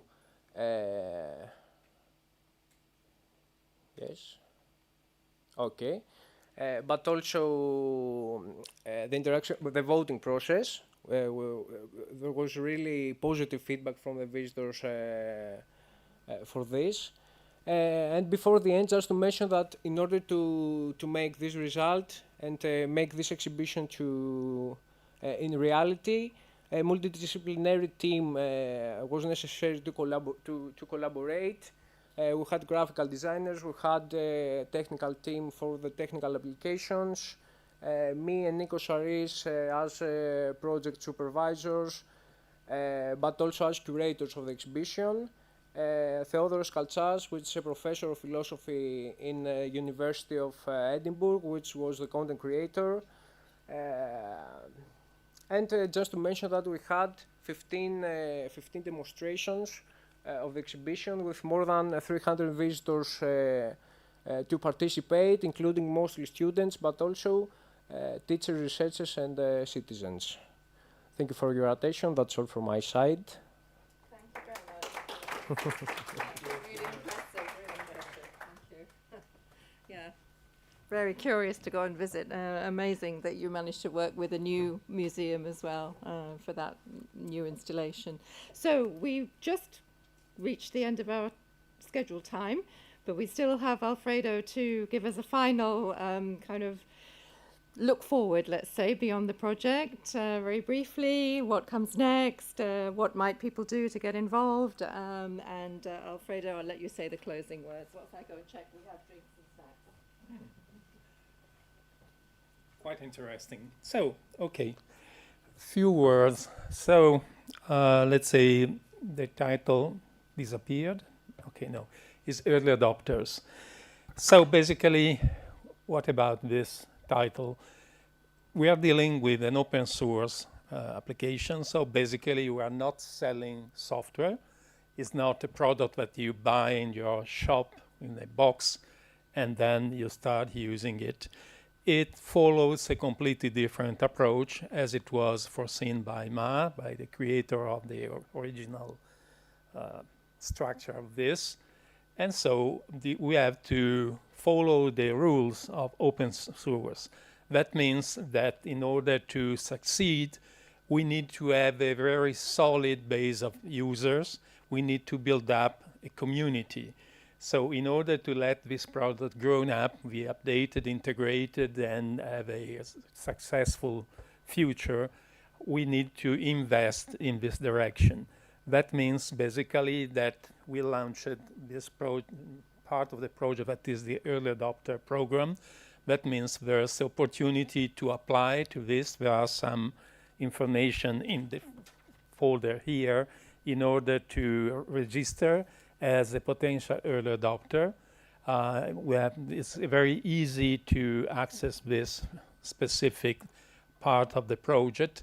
The main request is to describe your intention to create an application, to create something that is concrete, and then it will be useful in order to test the system, to provide some feedbacks to the developers and to the community.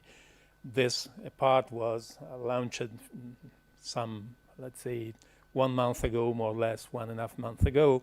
We are collecting much more early adopters, and the intention then is to support them, providing some basic information. So in order to let them start using the system, and this is completely for free, so there are no obligations and no payment in order to receive the support from the development team. And from this point, then we are working in order to have this community of users that will provide some more options to the adopters. The whole part related to the instruction, to the training, it will be available online.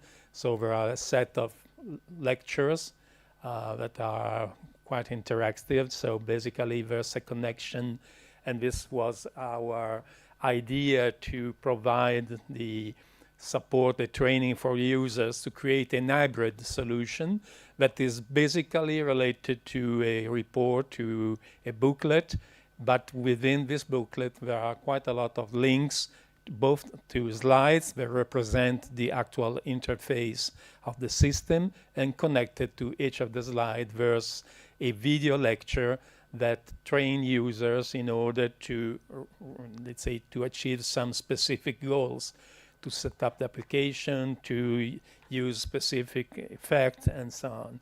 That's more or less the path, actually.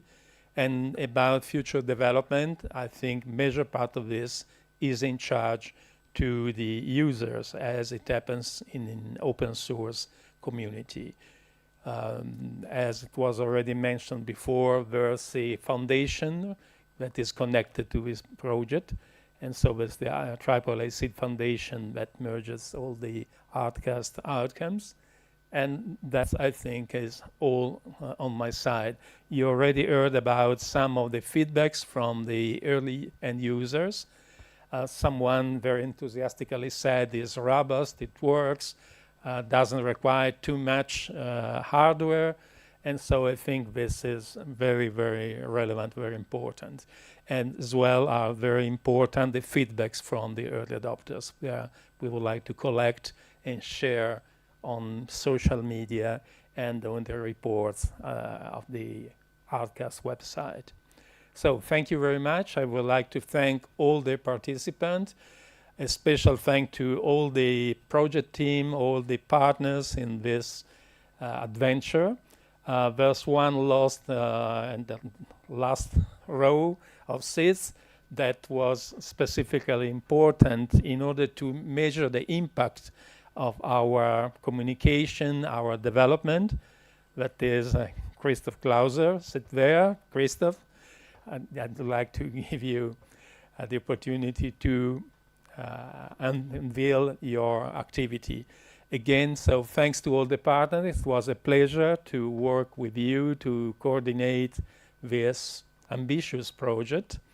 As I think it was clear due to the different presentations, the aim was to create something that will unleash creativity in artists.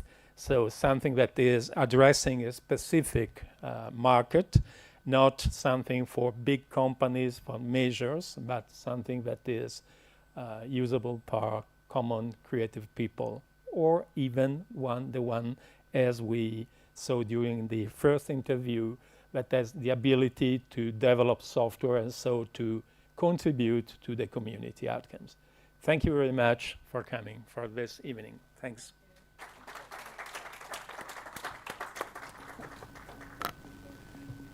Special thanks to Natalie. Yes.